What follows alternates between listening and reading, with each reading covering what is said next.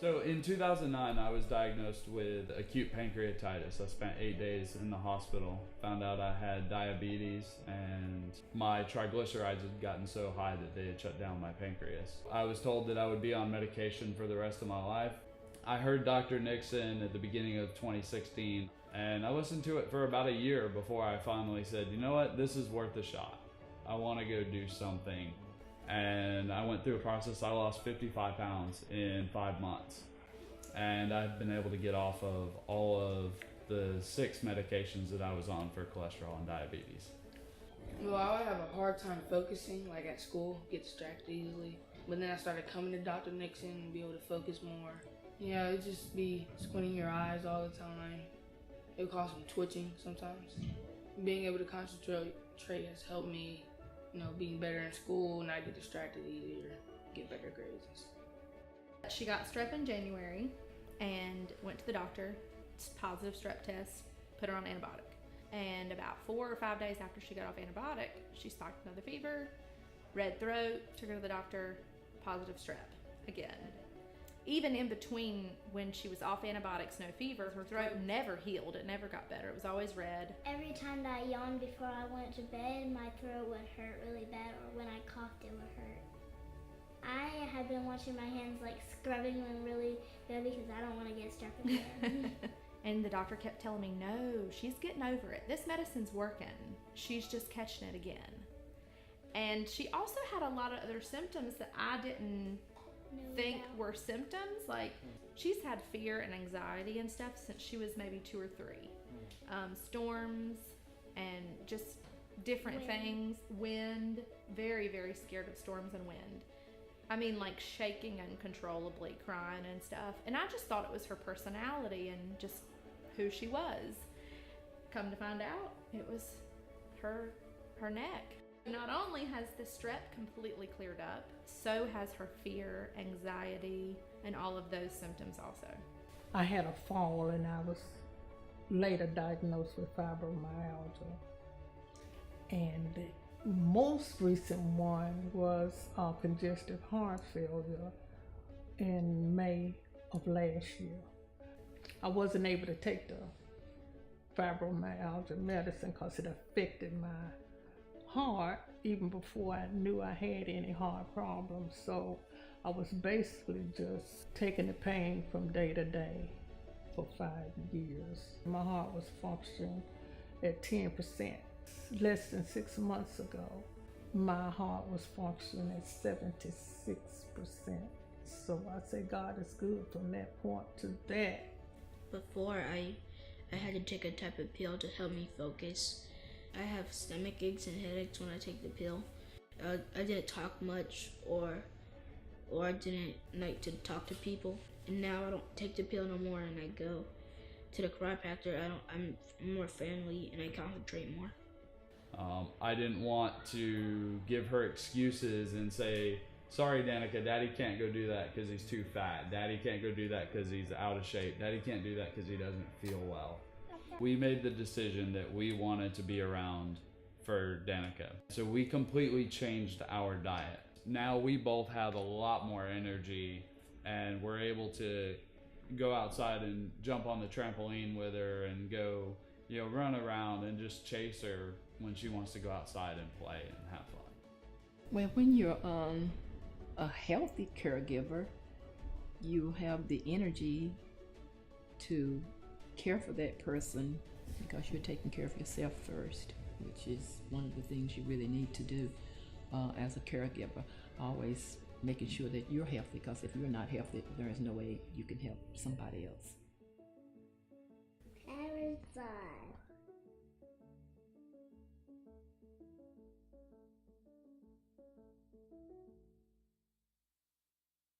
Begin in 5 minutes. Turn it up!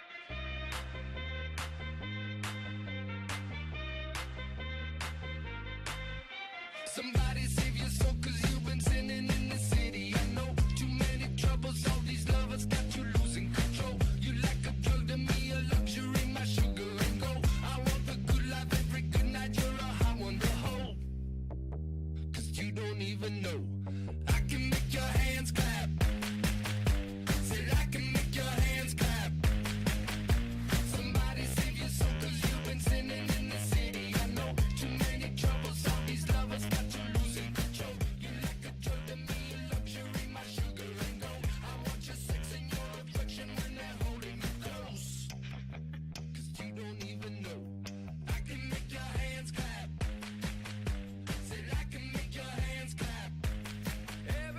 The experience will begin in 4 minutes. Am I the only living soul around? Need to believe you could hold me down. Cause I'm in need of something good right now. We could be screaming till the sun comes out.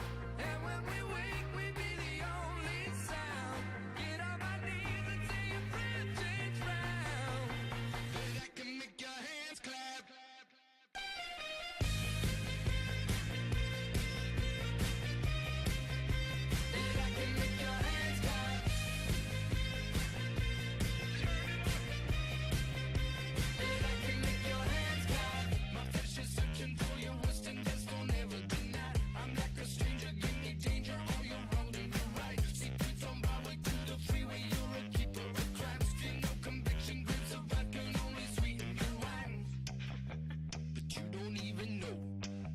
The experience will begin in 3 minutes.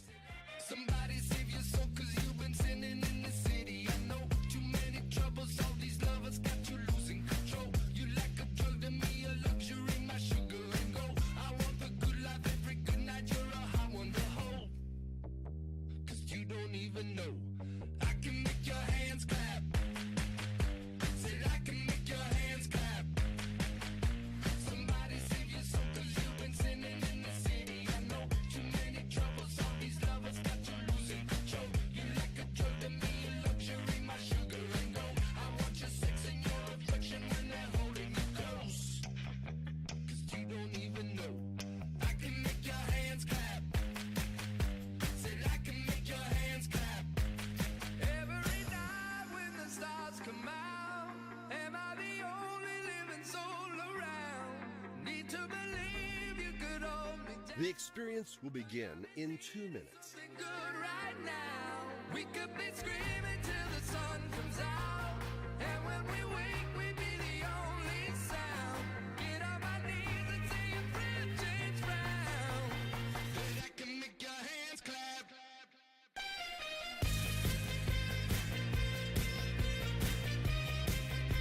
That I can make your hands clap. Am I muted or not? That I can make your hands clap. My flesh is searching for your wisdom, that's don't ever deny. I'm like a stranger, give me danger, all you're holding you right. Secrets on my way to the freeway, you're a keeper of crabs. Feel no conviction, I have glass bottles. sweet in your wine. But you don't even know. I can make your hands clap. Said I can make your hands clap. Every night when the stars come out, am I The experience will begin in 1 minute. need to believe you could hold me down. Cause I'm in need of something good right now. We could be screaming till the sun comes out. And when we wake, we be the only sound. Get on my knees and say your friend change round. That I can make your hands clap. You gonna walk with me? You forgot your thing. That I can make your hands clap. That I can make your hands clap. That I can make your hands clap. So can I get our hands clap?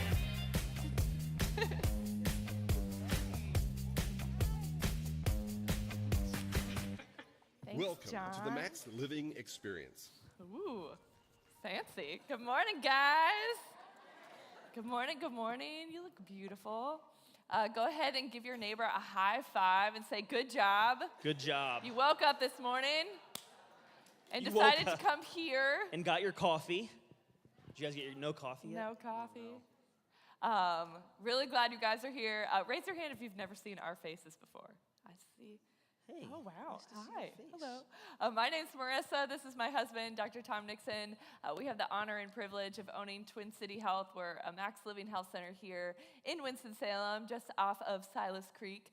You're at our Conquering Chronic Disease event. We are also recording this for those that decided to join us online. So hello to the online viewers. But yeah, I'm just really proud of you guys for showing up. I know there are so many things that you could have done with your Saturday morning. So go ahead and raise your hand, lean forward, and just give yourself a pat on the back. Oh, shucks. Yeah, good job. Hey, I got a quick giveaway for one of the new Ooh. faces. I've never met you. Karen, will you give her this? That's for you. That's our office t-shirt. It has Nice. those words on it. Hey. Cool. So go ahead and take a deep breath, everyone. Close your eyes. And just let all of the stressors go away that are in life right now. These next 3 hours are just for you, just to invest into your health, into saying, yes, I'm worth the time to take care of myself. I know that there are so many things going on. We get it, we feel you, but this is just for you. So try not to think about anything else. Be present, take notes. Sound like a deal? Deal.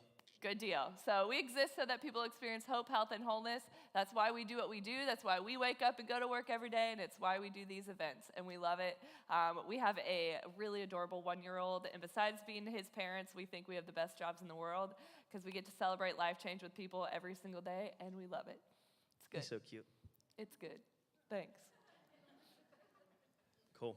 So these are the 5 essentials we're going to walk you guys through. These are the principles that we teach people, that we really believe we teach them, they adopt them, they put them into action. Everyone say action. Action. And this is how you turn information into knowledge. You start applying these principles to your life. So we'll walk through them. We start with chiropractic care, nutrition, mindset, exercise, and minimizing our exposure to toxicity. We're going to give you guys glimpses into all 5 of these as we go through this morning. There are Max Living offices all around the country. I actually started as a patient in one 10 years ago, which is crazy. In December, it'll be exactly 10 years. Our families go to different offices around the country, really just to get poured into, to be empowered. We're super passionate about empowering you guys through encouragement and through education.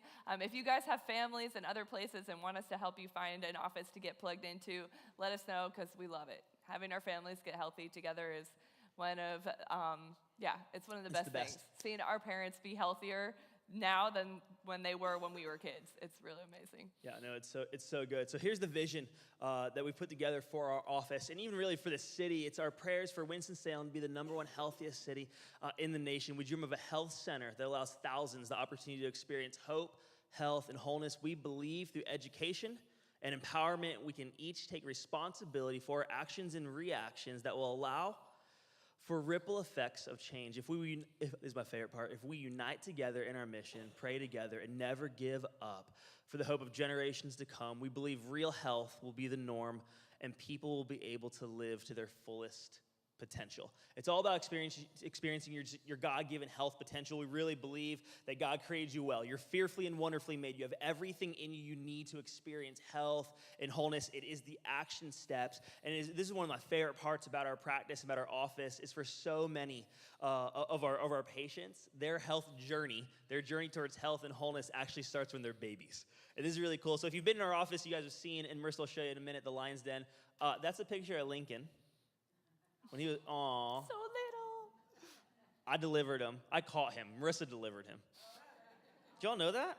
It wasn't on purpose. We were supposed to go to the birthing center, but things escalated quickly. And so I called the nurse, the midwife nurse on the phone, and she goes, I told her what was going on. I'm not going to give you the details. Y'all know what was going on. And so I said, oh, this is what's happening. And she goes, EMS is on their way. They won't get there in time. You're going to deliver this baby. And then she goes, and then there was a pause. And I stopped breathing, and then she goes, "What are you going to do?" I'm like, what do you mean?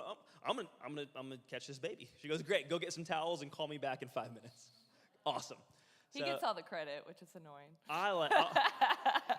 Just caught the baby. Anyway, so I put that on my resume. I'm not signing up to do that anymore. So there's that. So we're super passionate about kids. Obviously, we now have one. We always were passionate about kids because we believe that if you start a child from day one in health, that they're going to be set up for success.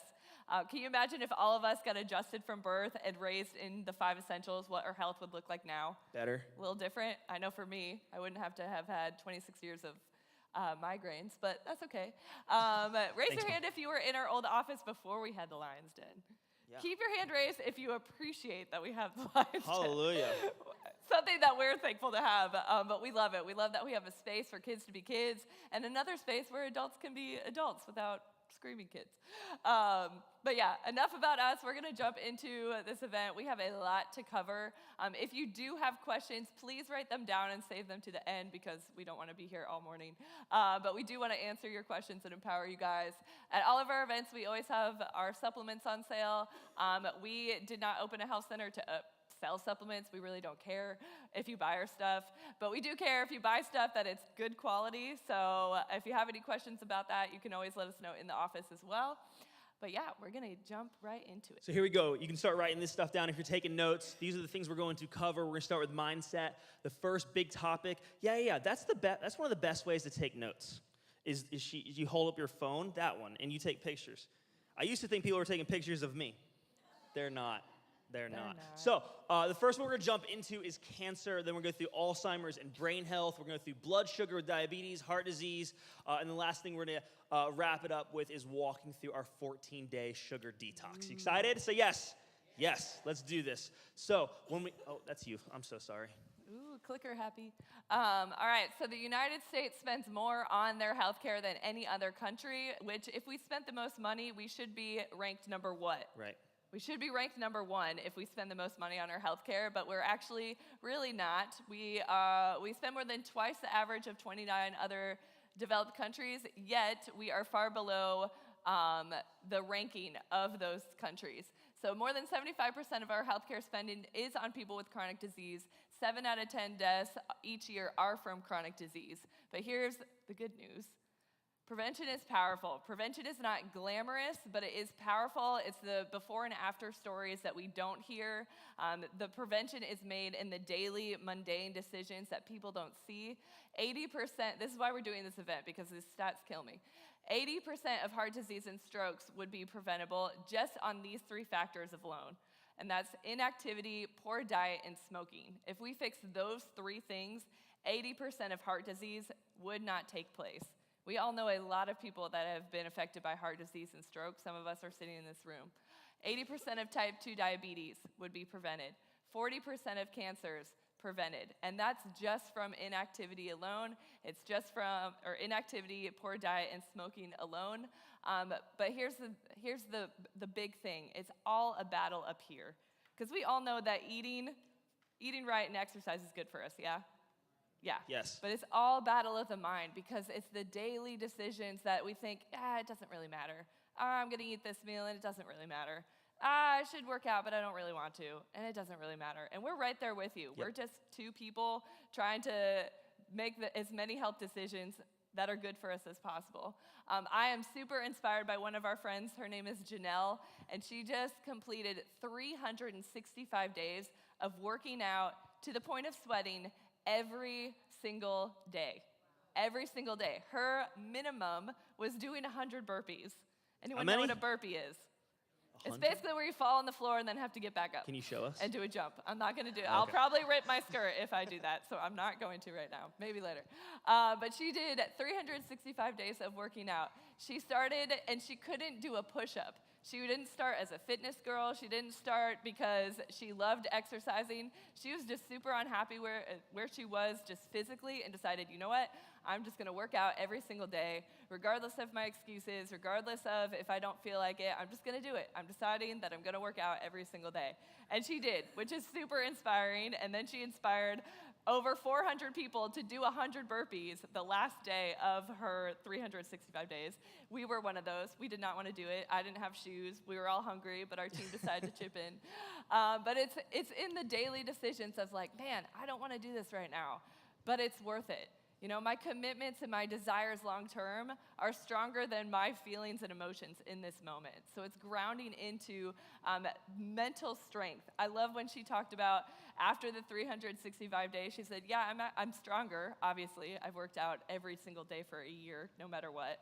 But she said the real strength really is in my mind because I was able to basically crush every excuse that was going to crush me. So we want to empower you guys to crush the excuses that chitter chatter in our brains that say, yep, nope, it doesn't matter, but it does matter, and you matter, and you're worth it. So You're We're worth gonna go it. through a couple of these. So this is one of the most common ones I probably experience or see. Being healthy costs too much what? Money. It's just too expensive, right? One of the best quotes I ever heard, someone said, they go, you're either gonna, they're talking about nutrition and food, and this lady goes, she goes, you're either gonna pay the farmer or you're gonna pay the hospital. I'm like, yeah, which one do you wanna pay? Yeah, the farmer. He's usually nicer.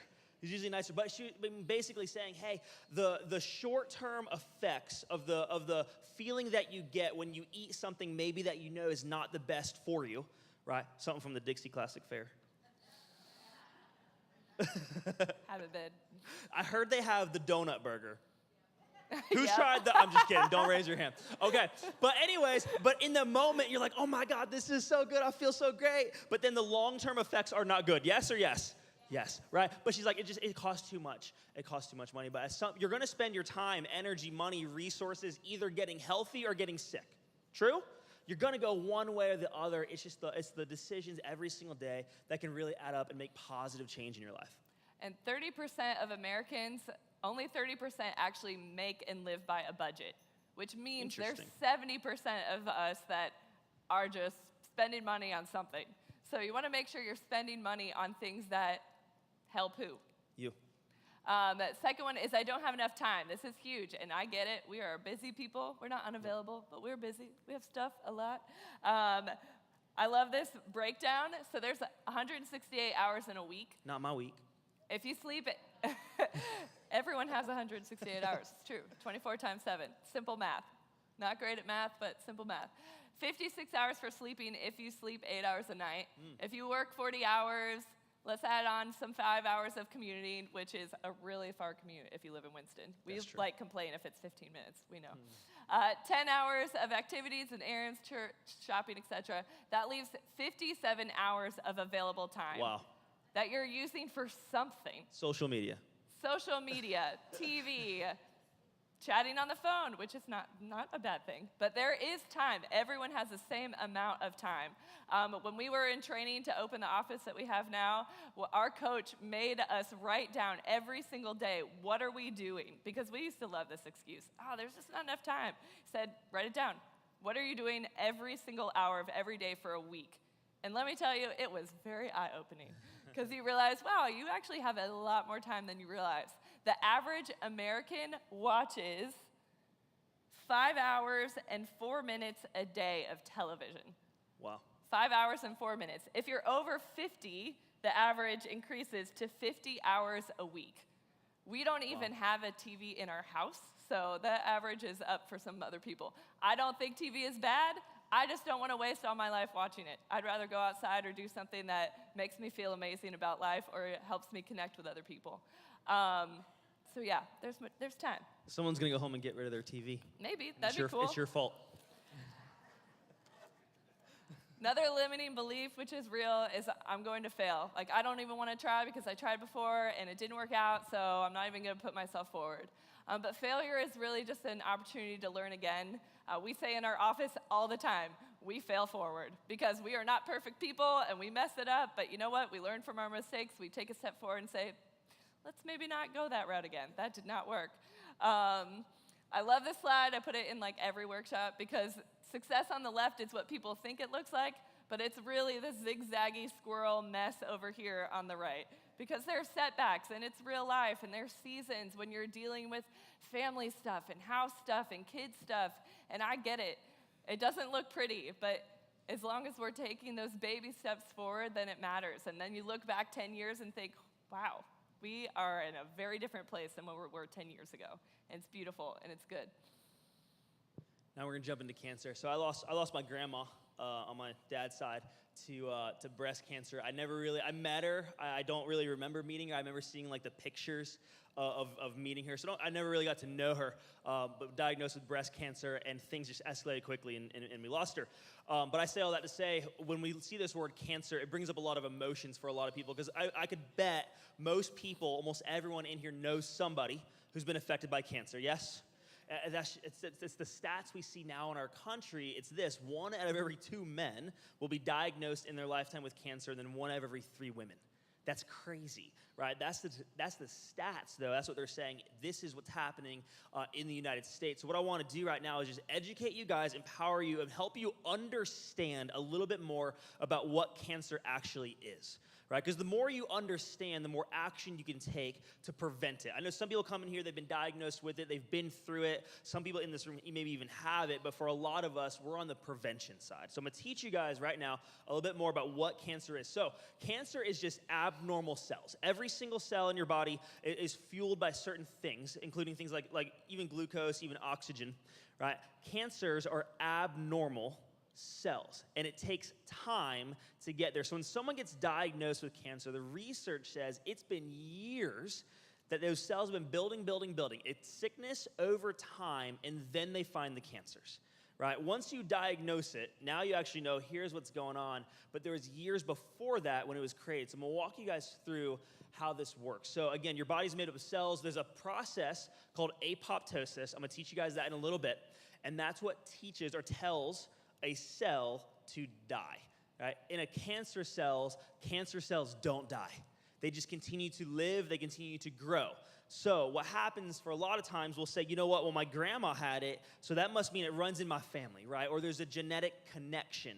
The research says that there are genetic connections, but that cancer is not genetic, right? What that means, Time Magazine did a really good job. They said your DNA is not your destiny. It's not bad luck, right? It's not bad genes. They're actually triggered by choices, right? But the choice is up to who? Is that G.I. Joe? Something like that. The choice is up. So here's what they're saying. 5 to 10% of cancers are actually due to genetic predispositions. 5 to 10%. So that means 90 to 95% is all lifestyle choices and the actions that we take. So here's the difference between a healthy cell and a cancer cell. Healthy cells use oxygen for fuel, right? They don't need sugar for fuel. A normal cell needs nerve supply and has a slightly alkaline environment. That's a normal cell. A cancer cell, it doesn't use oxygen for fuel. Instead, it uses what? That S word for fuel, sugar, has an inflammatory environment. It doesn't need nerve supply, and it has more of an acidic environment. Here's the difference, okay? So the more we know about it, the more action we can take. Here's one of the hard things for people to understand sometimes, and we'll walk through this. Cancer cells, abnormal cells, are actually a survival mechanism for your body. Here's how it works. This is a pretty good example. And I'll give you a couple more, and then I'll walk through the cancer part. There are things in your body that do not feel good, but in fact, they're good for you. Did you catch that? There are things in your body, a symptom even, that does not feel good, but they are good for you. Exercise might be one of those examples. You ever worked out, and you're like, this does not feel good. It's good for you, though. It's kind of like that. When I drink vegetables, like, this don't taste good, but it's good for me. Same thing. A fever is a symptom that is your body's way. Remember, your body's so good. The way God created your body, it's so smart. When your body creates a fever, it's literally boiling up, it's heating up, and it kills off bacteria at around 102, 103 degrees, kills bacteria. Around 104, 105, your body kills viruses. That's why your body creates a fever. When you have a cold, and maybe you have phlegm in your lungs, your body's response is to what? Well, cough. Why? Because it's trying to get that junk out, right? Better out than in. Cancer cells actually work the same way. Any mechanics in the room?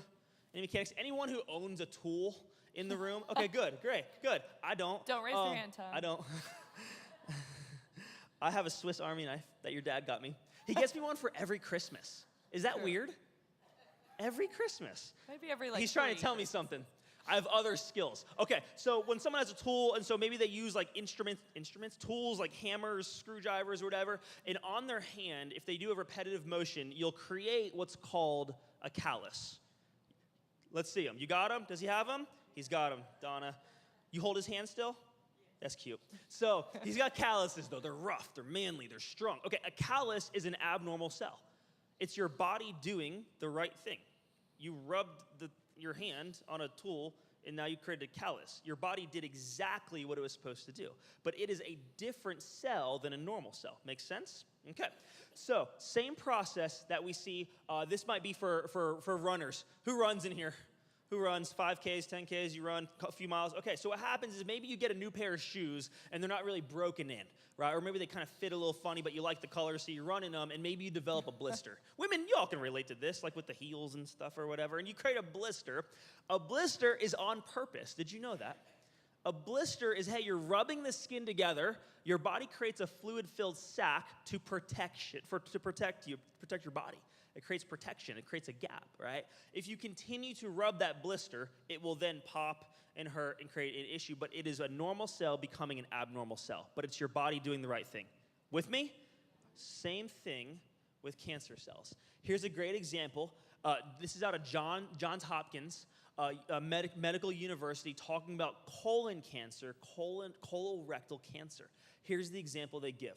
We have a 25-year-old female who's in college, and when you're in college, you eat whatever you can get, and especially if it's free, it's for me in college. You'll do it. So she's eating stuff, and maybe she goes tailgating and drinks beer or whatever. She has some bloating and some gas and some stomach pain. No big deal. And she has a little bit of pain from headaches from studying, so she takes some ibuprofen.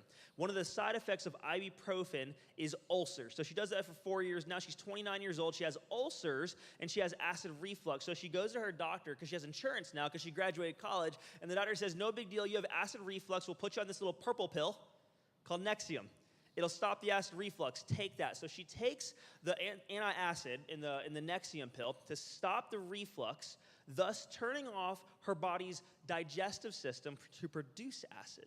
So if you can't produce acid, you can no longer break down food.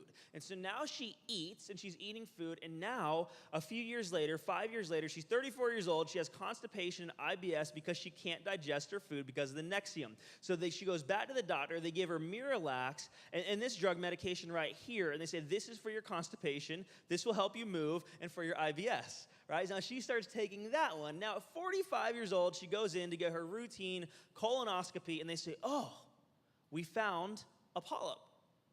Oh my God, a polyp, how'd it get there?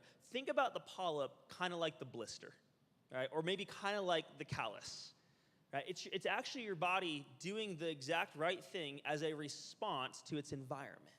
All these years of the different foods, the different drugs and medications. So here's what they do now. They say, oh, you have a polyp, no big deal, we'll just what? We'll cut it out. Cool, cut it out, cool, the polyp's gone, I'm happy, it wasn't cancerous, we're good to go, come back, a year or 2 years, we'll check it again. So she goes back. Now this time she has a polyp with a protective membrane.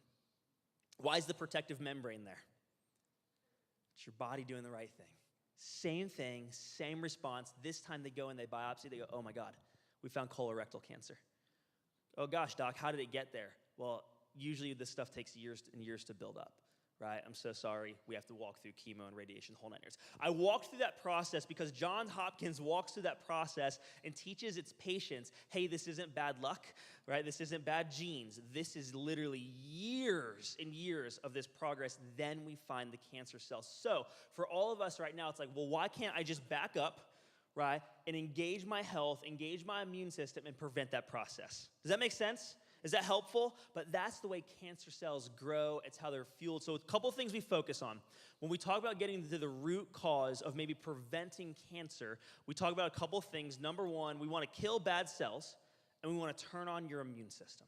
Kill cancer cells, kill bad cells, and then turn on and re-strengthen your, let me go back real quick, re-strengthen your immune system. One of the first ways to do it is to never give cancer a fuel source. Do you remember earlier we were talking about the abnormal cells? We said normal cells use oxygen for fuel, and cancer cells use what? Sugar for fuel. Check this out. Most doctors, do they know this? No, they do not know this. So This is new. And it turns out sugar has become a major focus in cancer research too. Lewis Cantley is looking at the connection. If you limit your sugar, you decrease your chances of developing cancer. Absolutely. Cantley, a Harvard professor and the head of the Beth Israel Deaconess Cancer Center, says when we eat or drink sugar, it causes a sudden spike in the hormone insulin, which can serve as a catalyst to fuel certain types of cancers. What we're beginning to learn is that insulin can cause adverse effects in various tissues. And of particular concern is cancer. Why? Nearly a third of some common cancers, including breast and colon cancers, has something called insulin receptors on their surface. Insulin binds to these receptors and signals the tumor to start consuming glucose.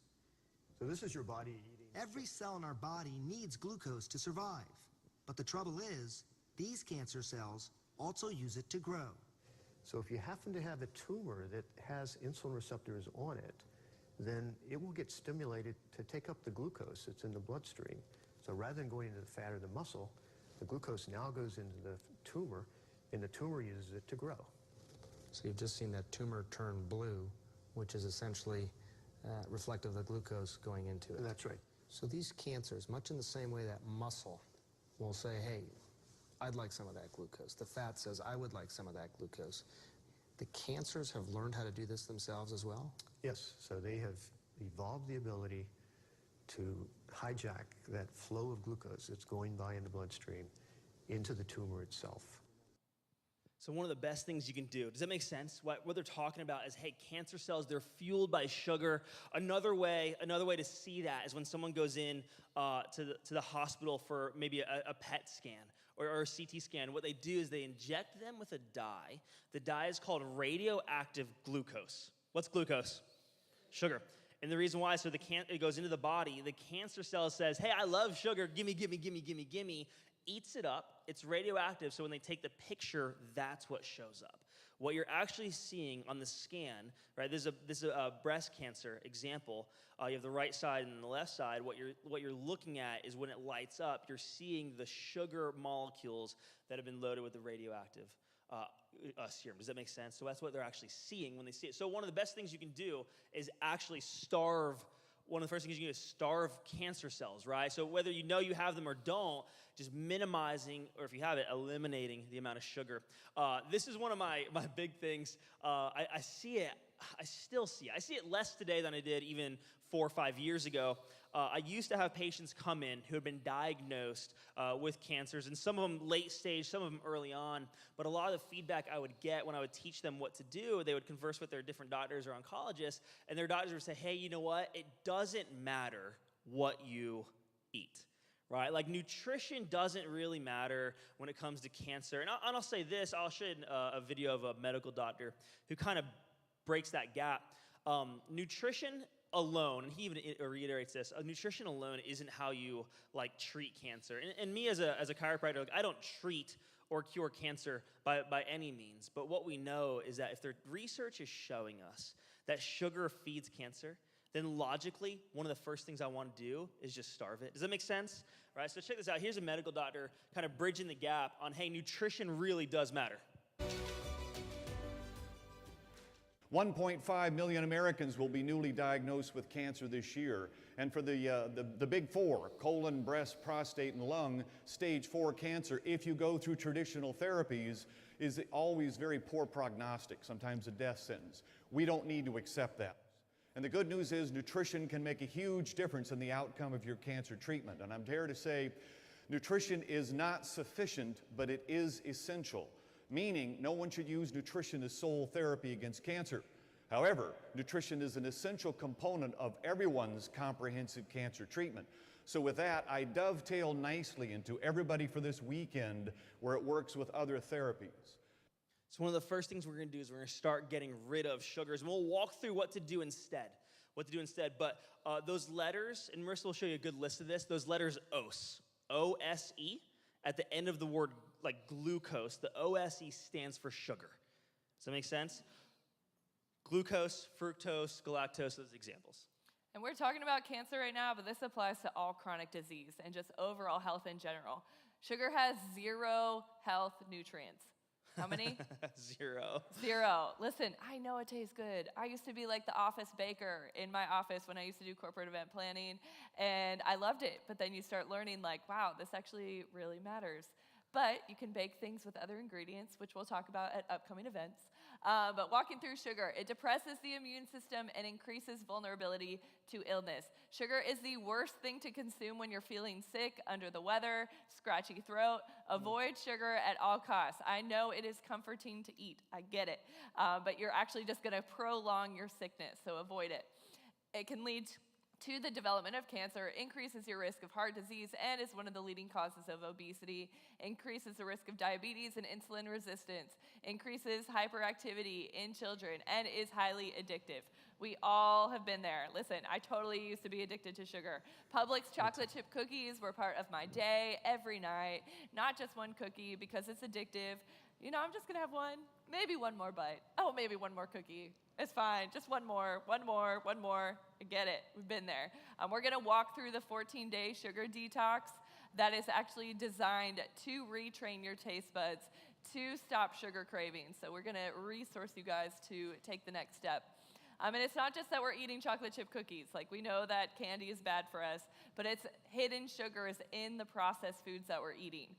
So I just grabbed a couple of these. This is vitamin water. In one bottle of vitamin water, you have 32 grams of sugar just in that one. The average recommendation for females, the intake sugar in an entire day is 25 grams just for one day. For men, it's 37 grams, which is annoying. You get more. We're not as sweet. We need more Yes, we have to make up for it. So vitamin water already is overdose on your daily amount. Ragu, just a half a cup is 12 grams of sugar.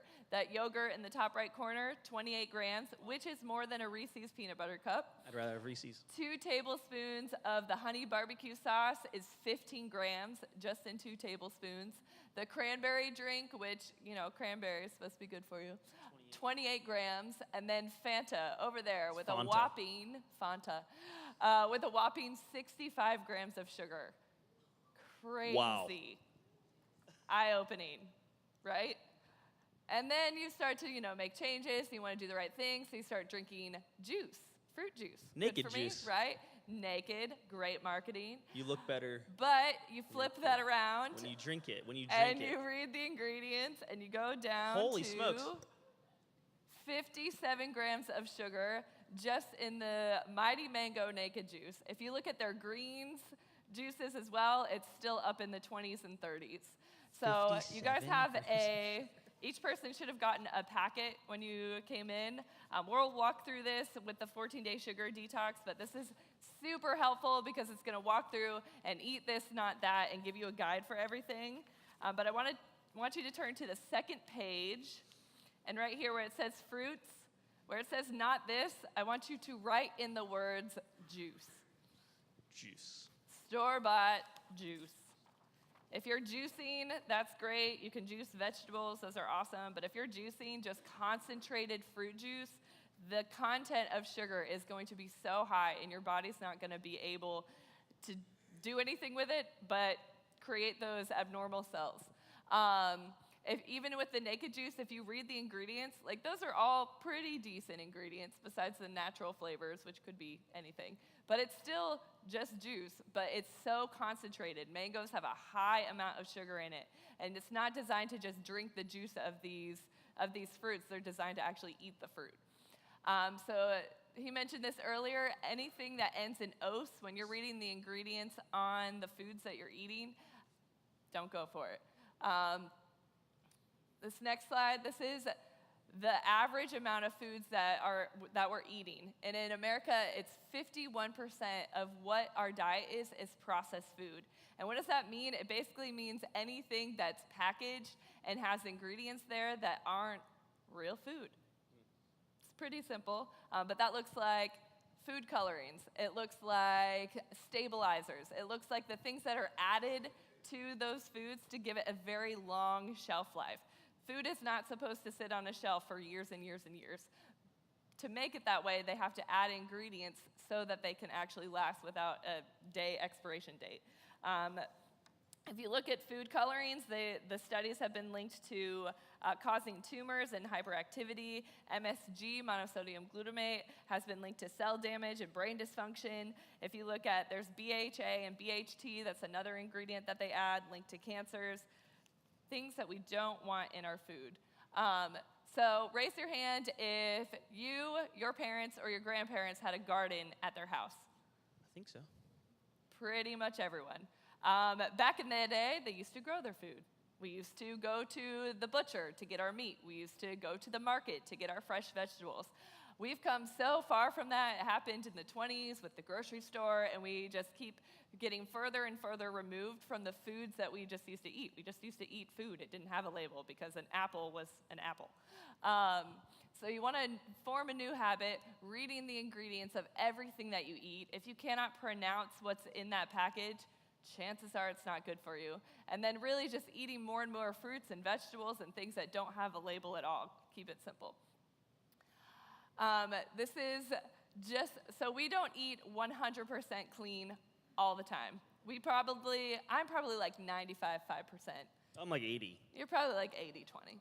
Thanks. So there are definitely times where I'm like, man, I need just more gonna sugar. eat You said that something earlier. delicious and not feel bad about it. So you want to be more intentional with those times that you want to grab something that's delicious but maybe not so healthy. We do eat bread from time to time. His favorite food is pizza. So if you see us downtown eating a pizza, you can judge us, but we're having our 5%. Or you and come we're hang out with enjoying us. it. Or you can join us. So we do not exist in perfection. We do not expect perfection from you. Just know that you want to make more deposits for your health than the other way around. Withdrawals. Thanks. You're welcome. It's like the word. Does that make sense? Yes. Good deal? Good deal. Prevention takes place in the kitchen. So most Americans agree that they want our healthcare system to put more weight on preventative measures, to take more preventative actions. But it really happens, again, in the day-to-day, in the mundane routines that we have, in the food choices that we make. Even if we spent tons of money for the government to walk through preventative things, which would be great, and I'm not disagreeing, and I would love that. But it does come down to us and our action steps and the things that we decide to put into our bodies. Make sense? Yes. No one else can change that, but who? Me. Good deal. So you want to avoid sugar and processed foods and all that junk. Some practical transitions, we call these lateral shifts. If you are drinking tons and tons of juice, you can transition to flavored water, infused water. So you basically take water, you add some strawberries in there, maybe some lime, some lemon, and make some flavored waters. If you're drinking Gatorade, not awesome. But if you're an athlete and you want something to get all those good electrolytes, coconut water is a better option. Zevia, raise your hand if you've tried Zevia. It's a really good transition if you are addicted to soda and if you just love soda. It's soda sweetened with stevia, which doesn't have the same effects on your body. Some other just practical meal planning tips is to take a day of the week to plan out your meals. So every Sunday, which we're trying to move it to Friday, fun fact, random. We take a day and plan out our entire week for the next week, who's going where, what do we need to do. We also plan out our meals when we're working out, all that fun. We like to keep our meal planning simple, and we do a lot of recipes almost every week, sometimes every other. So this is literally what we had this past week. We did tacos on Monday, even though it's usually Taco Tuesday. This didn't update. Oh. So we had tacos on Monday. We went to Mooney's Mediterranean Grill downtown and had a really delicious Greek salad. And then we had a 1905 salad on Wednesday, which I will post the recipe on our Facebook page. Really delicious, has an amazing salad dressing with lots of garlic and lemon. It's really good. And then Thursday, we had a stuffed acorn squash with sauteed onions and apples and chicken sausage, and it had flavors with sage and some bone broth. It was really good. If you can't tell, I love food. I'll talk about it all day. See me afterwards. But we do some weekly things, or we do weekly meals that just keep it simple, so we're not trying to reinvent the wheel all the time. So planning is huge. If you don't come without a plan, you're basically planning to fail. So set yourself up for success and pick a day of the week to actually plan out those things. I wish I could spend all day talking about nutrition because I think it's super important and I love to talk about it, but we have a lot to cover this morning. So our next event that we're doing is Nutrition 101. It's going to be an hour and a half all about nutrition. So make sure you are there. It is November 12th. It will be here. All of our Monday workshops that we do are free and open to family and friends. So if you do want to sign up for that, you can in the table where you registered, or you can also sign up in our office. And we also have our recipe night, which is another favorite. It's basically like a big, healthy potluck. Most of you guys have the Align Your Health book that has lots of recipes in the back of that. So we're each going to pick a recipe, make it, and then we get to sample all the ones in the back of the book so we can decide, I love that, or maybe I don't love that, and I'm not going to waste my time making that. So you get to sample the recipes. We're also going to be giving practical nutrition tips from all of our team. So that is Monday, October 15th. For that one, sign up in the office because we have a list of all the recipes and all that good stuff. Don't come without food. Got it? Then it's not a potluck. Then it's not a potluck. Then it's you're you're out of just luck. Eating. Jokes.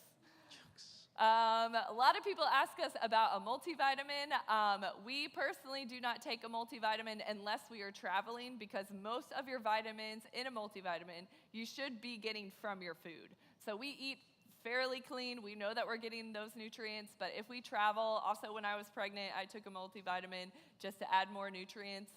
But if you are still trying to get a grasp of this whole nutrition thing, a multivitamin is definitely a good idea to at least make sure you're making those deposits into your body. But if you're eating pretty clean, not necessarily needed. When we talk about supplements, again, don't care if you buy your stuff, but buy good stuff. If you're getting your supplements from Walmart, Walgreens, gas stations, it's not going to be a quality. You get what you pay for. Even Flintstones vitamins, which if you look at the top says kids, #1 choice. But again, with everything that you buy, you want to make sure that you're reading the ingredients. Flip this over to the back. What's that first ingredient? Sugar. Sugar. And then we have artificial flavors, which are fake flavors. Don't want those. Maltodextrin, which is a preservative. Invert sugar. Upside down sugar. It's a favorite joke. And then we have yellow #6, aluminum lake, and I think blue #2. Again, food colorings that are linked to hyperactivity in children. Then we have soy, which you also don't want in your supplements.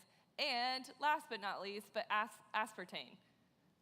Nothing in this is good for your kids. So if you're taking this, or if you have this in your home, throw it away. You want to make sure that the supplements that you're buying are actually supplementing your health. It's not a permission slip to not eat healthy.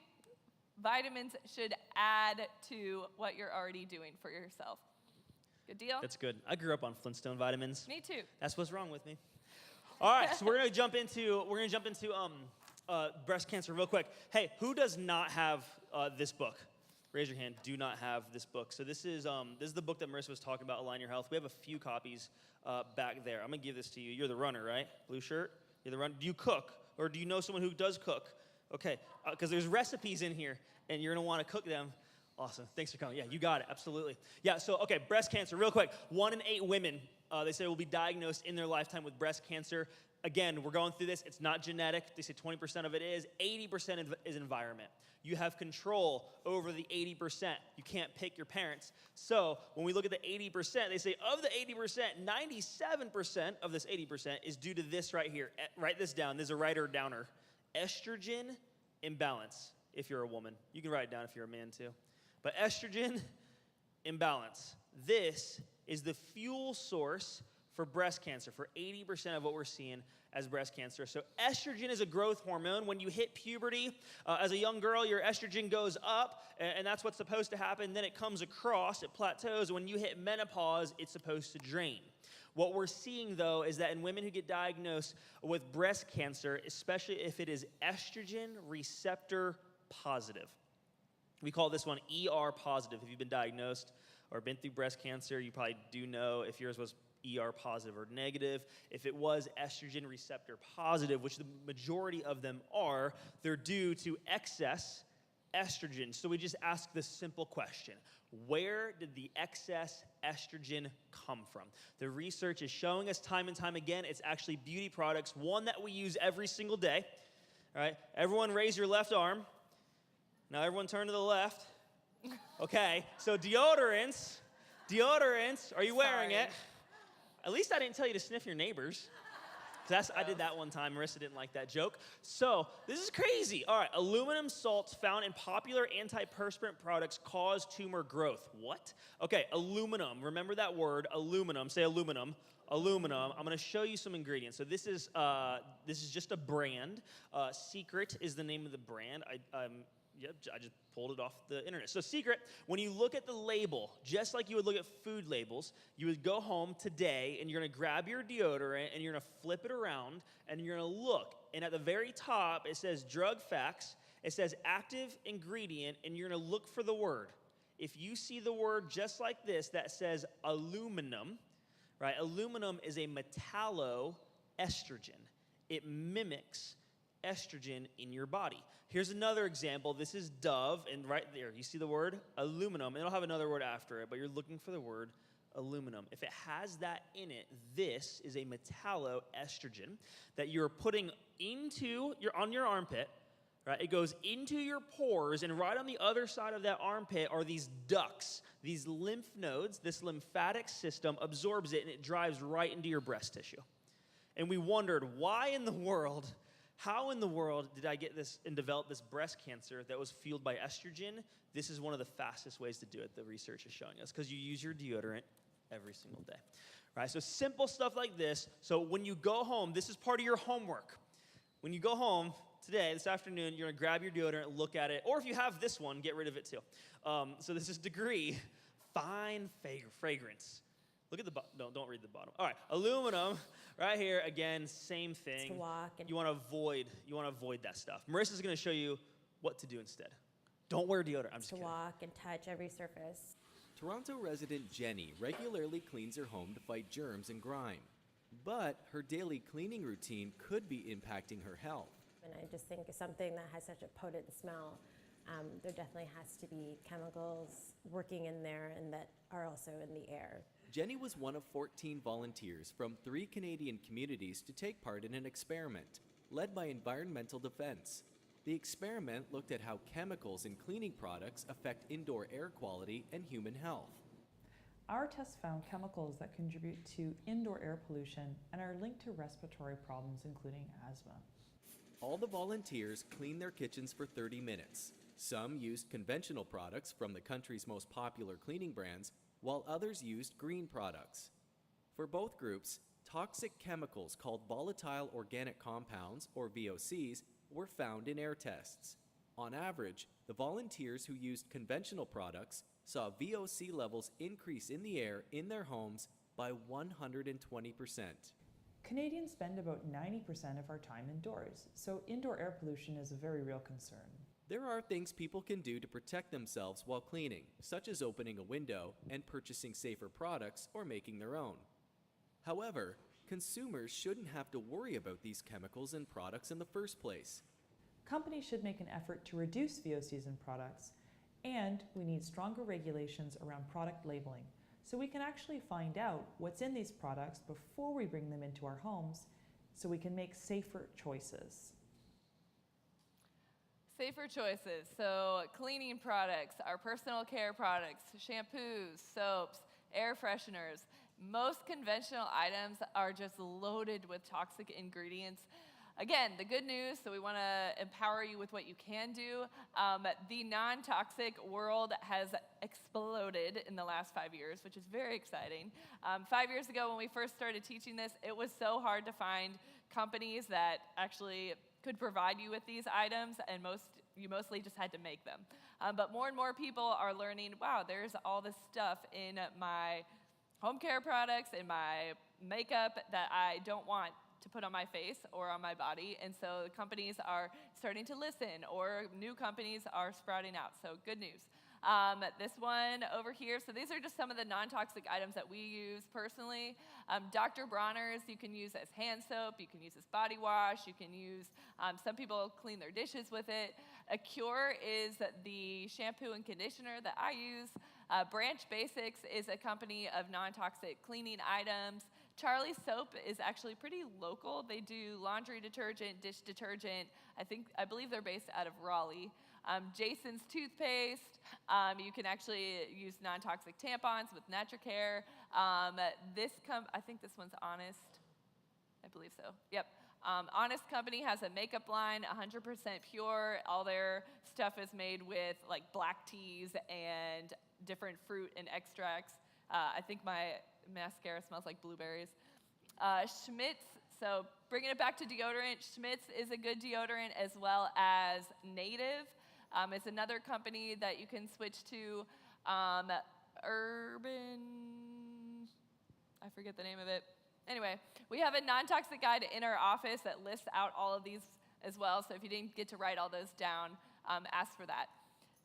For air fresheners, diffuse essential oils, much better for your health, and yes. So we talk about toxicity. We did a huge event in May all about detoxing, but it's really about making sure that we're doing things to empty the toxins that are in our body, which our body is constantly detoxifying, but you want to make sure you're doing the things to help it. So you're emptying the bucket, but you're also not adding to the things that are already in there. So from birth, you have some things that are added, some antibiotics. A traumatic birth, you have some toxins from day one. And then it looks like drinking some toxic water because you haven't bought a filter yet. And then you add some more in there with preservatives from your food, GMOs, pesticides from your lawn, some medications. They always have side effects.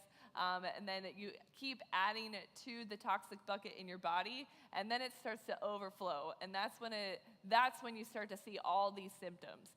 So again, it's prevention. Prevention is powerful. It's making these little changes. It doesn't, just using a toxic lipstick one day isn't going to make a difference, but it's all these tiny, tiny things that add up over time. So you want to make sure that you're switching these items. Is that going again? Yep. I didn't do that. Wait for it. All right, go. There we go. So there's an app called Think Dirty, Eat Clean, or Shop Clean? Shop Clean.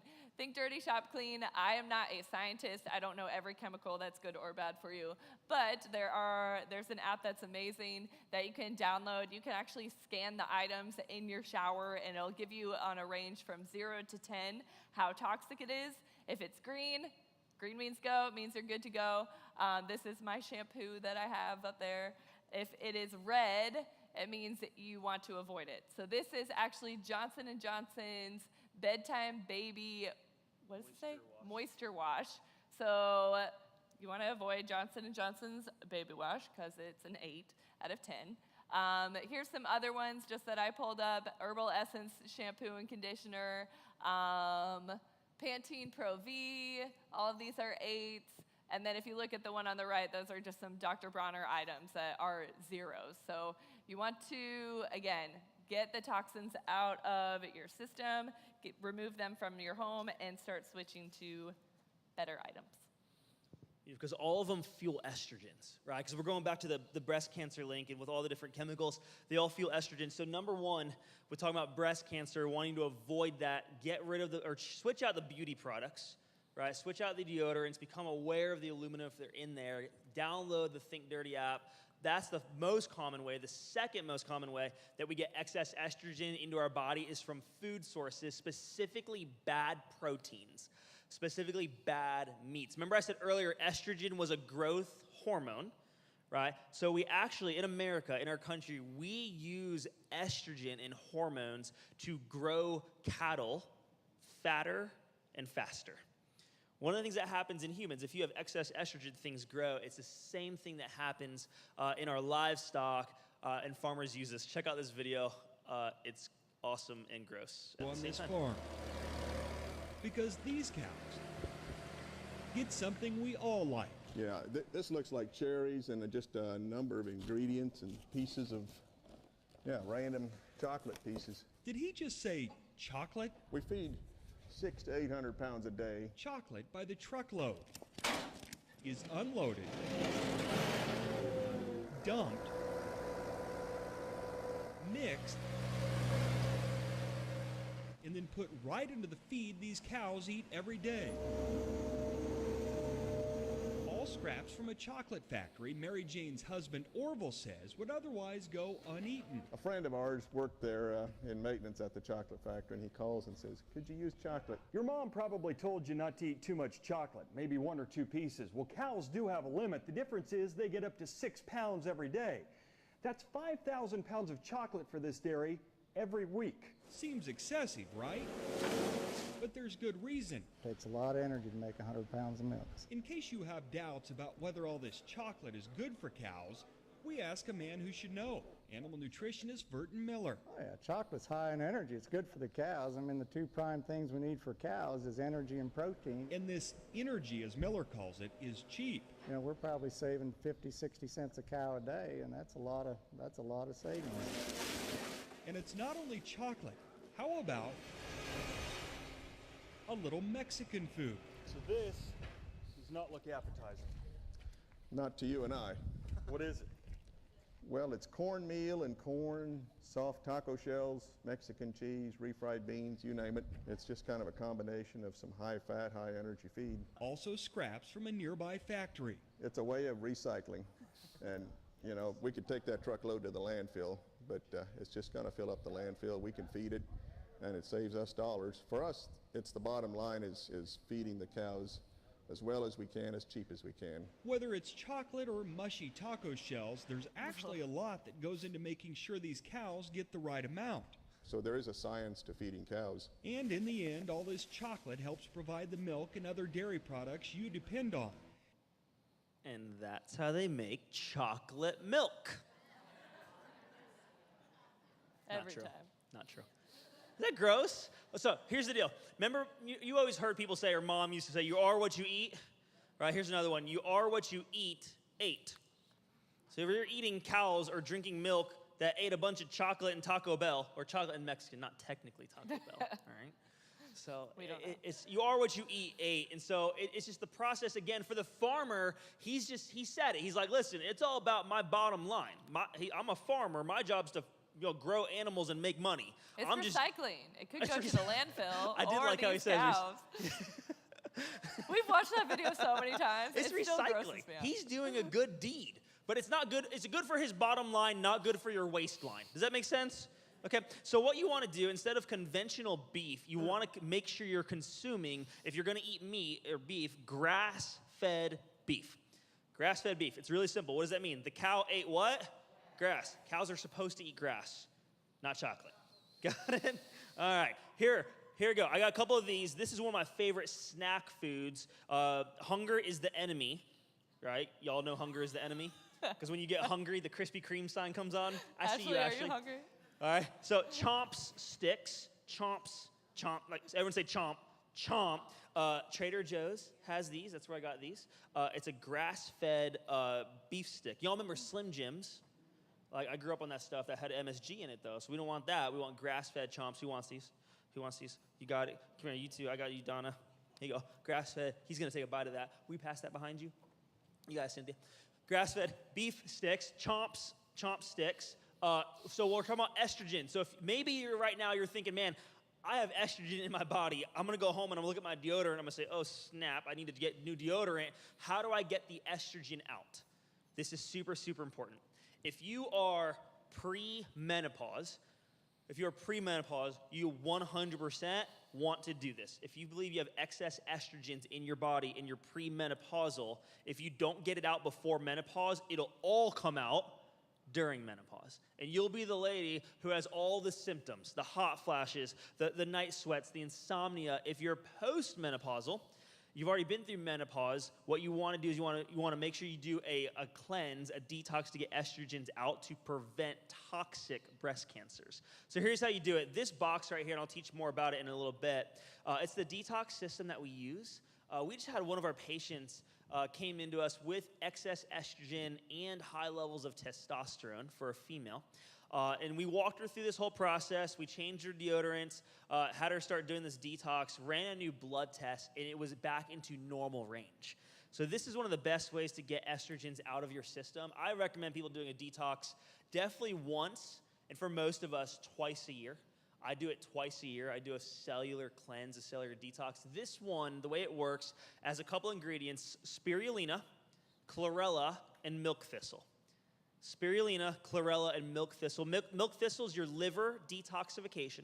Remember, your liver is your main detoxifying organ. Did y'all know this? The liver is the only organ that you can cut a third of it off and it will grow back. Is that crazy? It's crazy.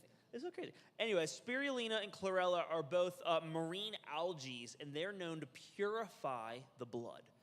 Purify the blood, get impurities out of your system, and help remove estrogen. So we'll talk more about this detox system in a little bit. So now we're going back to the big overview of cancer cells, and we're talking about the next step, which is how your body kills cancer. It's this word right here, apoptosis. Everyone say A. Pop-tosis. Good job. Now put it together. That was good. You passed. Apoptosis. It is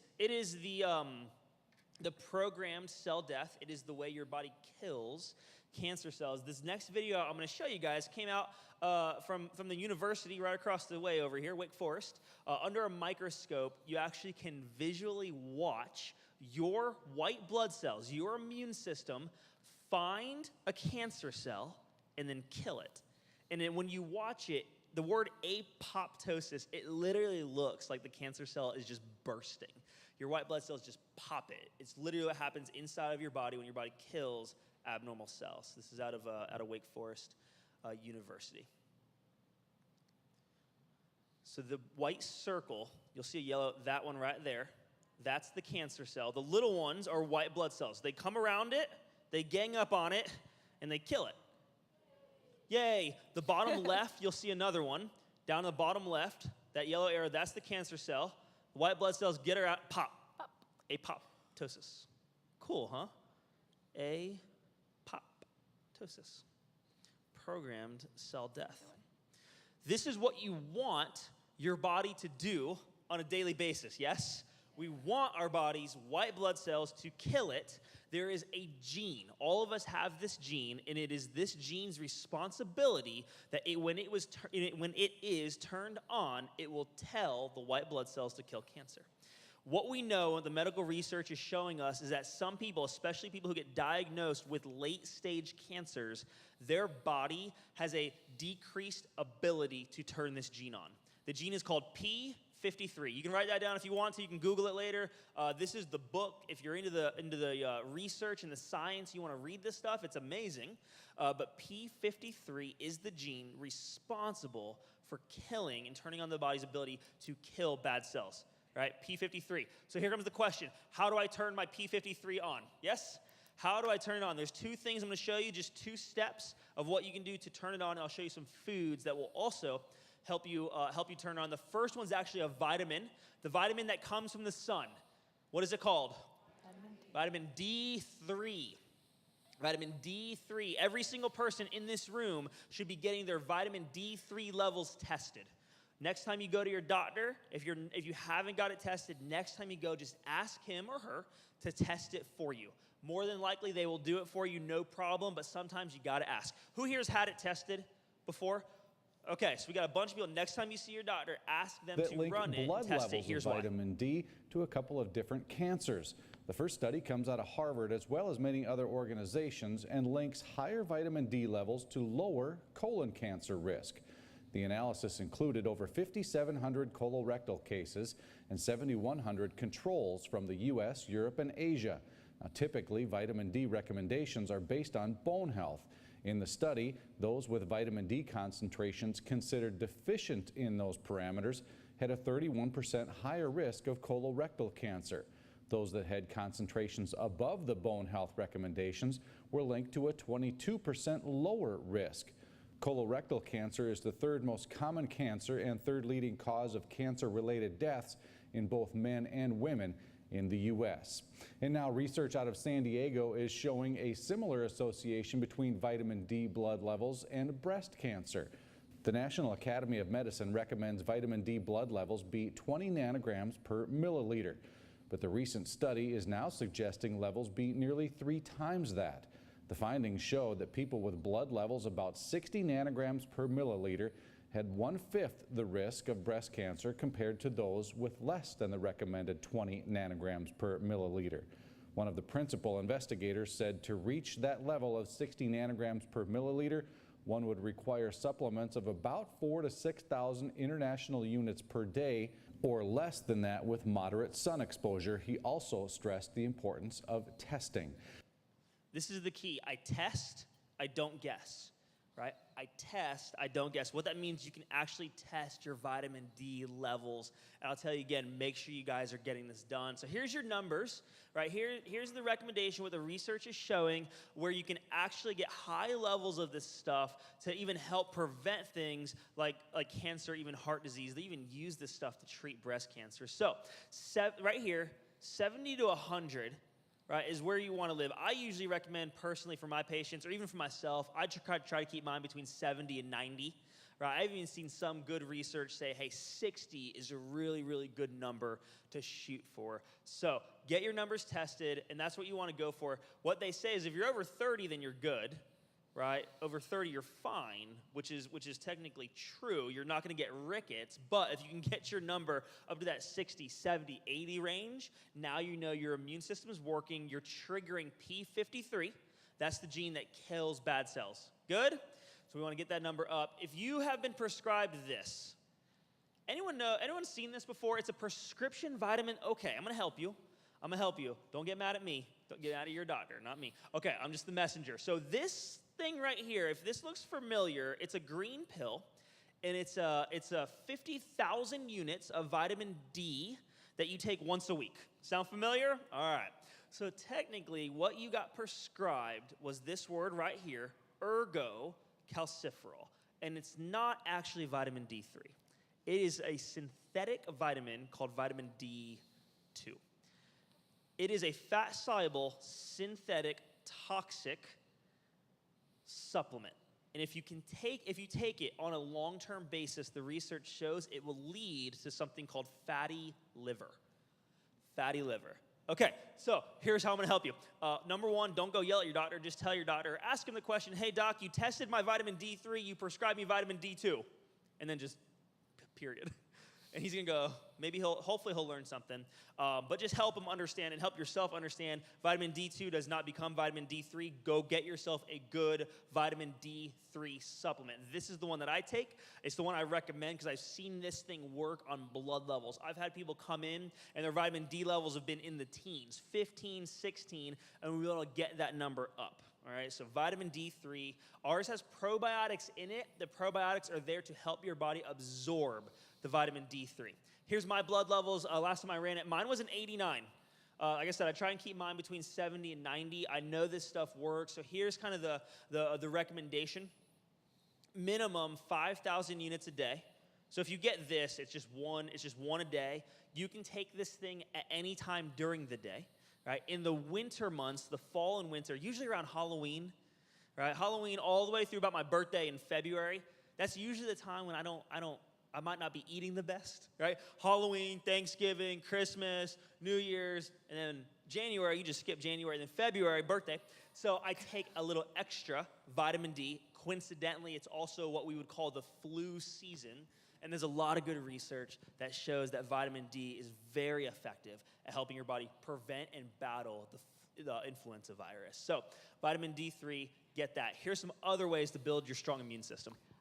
Vitamin D is a great thing to take when you are feeling under the weather. You can take 2 to 3 of those to help boost your immune system. Some other great ways to boost your immune system is elderberry syrup, oil of oregano. Who's done an oil of oregano shot? Oh, yeah. The first time I took it, I was not expecting it to be that intense. I'm pretty sure I shouted, "This is Satan's blood." Yeah. So isn't that encouraging to take it? You're all signing up. It's a natural antiviral, antifungal. It will kill what is in you because it is intense, but it's good. Colloidal silver is another one, and then upping your probiotics. You can take a probiotic, but one thing that we always have in our refrigerator is just raw, healthy sauerkraut.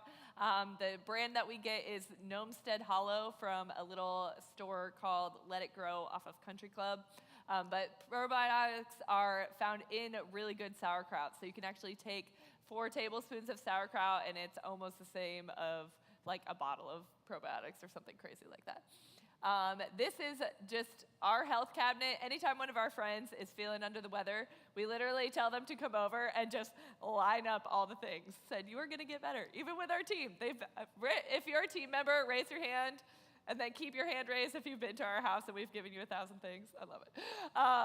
But if you want to take a picture of this, feel free. We also are recording today, and we'll send you guys the link. So if you want to watch it over and over, you can. I'm sure you will. Lots of times. But elderberry syrup, colloidal silver, oil of oregano, throat coat, which is this tea in the top right-hand corner. It's super soothing. It has something in there called slippery elm bark that really helps your throat feel better. Peppermint oil for headaches and muscle aches. Aloe is a natural sunburn relief. Lavender is calming. We spray it at night before we go to bed. Grapefruit seed extract is bacterial, viral, fungal. It helps with all those infections. Ginger for stomach issues and nausea. Garlic helps boost your immune system. Lemon is a decongestant. Raise your hand if you've done the Nixon Gauntlet. Oh, yeah. It's basically garlic and lemon and coconut oil and all the things. There's a recipe in the office for it right now if you want to grab it. And then bone broth. Also, water. Make sure you guys are drinking half your body weight in ounces in water every day. Dehydration is #1 cause of afternoon fatigue, so make sure you're drinking water. All those things, super helpful. I thought about this the other day. We haven't taken over-the-counter drug or medication in at least 6 years. We are not against that, but we are against unnecessary medications. Does that make sense? They have a time and a place, absolutely, but there are so many things that you can take to help your body get better without running to CVS and buying things that sometimes actually hinder the process of getting well. Does that make sense? Cool. Lots of sense. All right, I'm going to give you guys some foods that you can eat. So in that top left corner, that brown stuff, what's that? Chocolate.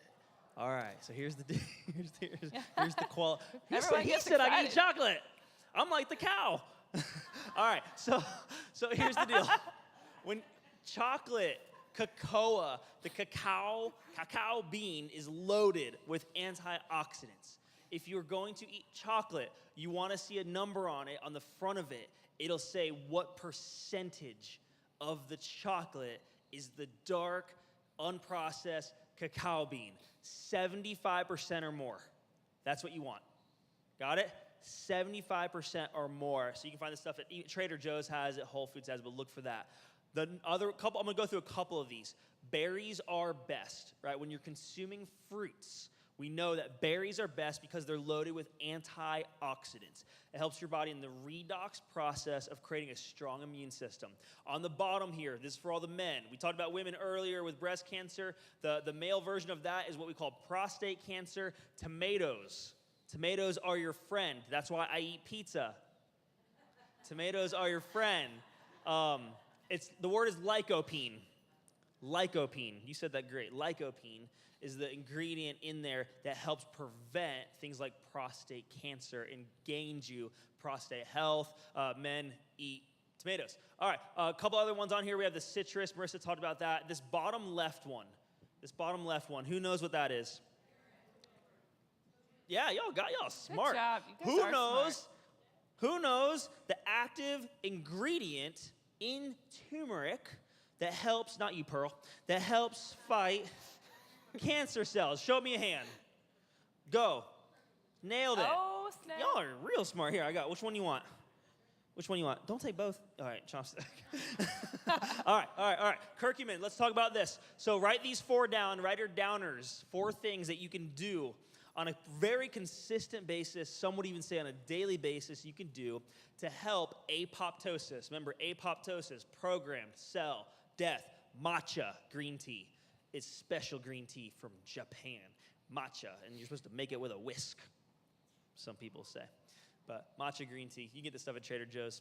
It is loaded. It has the highest levels of ECGC. That is the component that crosses the blood-brain barrier. It's why you feel healthy and strong and you feel energy when you consume green tea, not because of the caffeine, but because of the antioxidant properties of ECGC. The second one is sprouted almonds. How do you sprout an almond?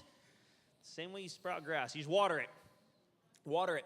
When you sprout nuts, so here's how you do it. You take some nuts, put them in a little bowl, put some water in it, put it in your fridge before you go to bed. The next morning you wake up, dump the water out. The almonds will be a little bit plumper. They absorb the water. And so what happens is when you activate them, when you soak them, you actually release enzymes out of the almonds.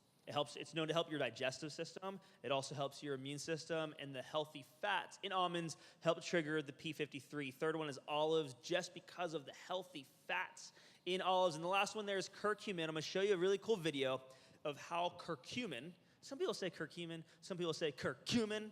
It really depends where you put the emphasis. Here we go. In cancer cells, curcumin, the pigment in the spice turmeric that makes curry powder yellow, upregulates and activates death receptors, as has been demonstrated in human kidney cancer cells, as well as skin cancer and nose and throat cancer. It can also activate the death machine directly, as has been shown in lung cancer and colon cancer. Caspases are so-called executioner enzymes that, when activated, destroy the cancer cell from within by chopping up proteins left and right, kind of death by 1,000 cuts. And that's just one pathway. Here's all the other ways curcumin can affect apoptosis. And here's all the different types of cancer cells curcumin can kill.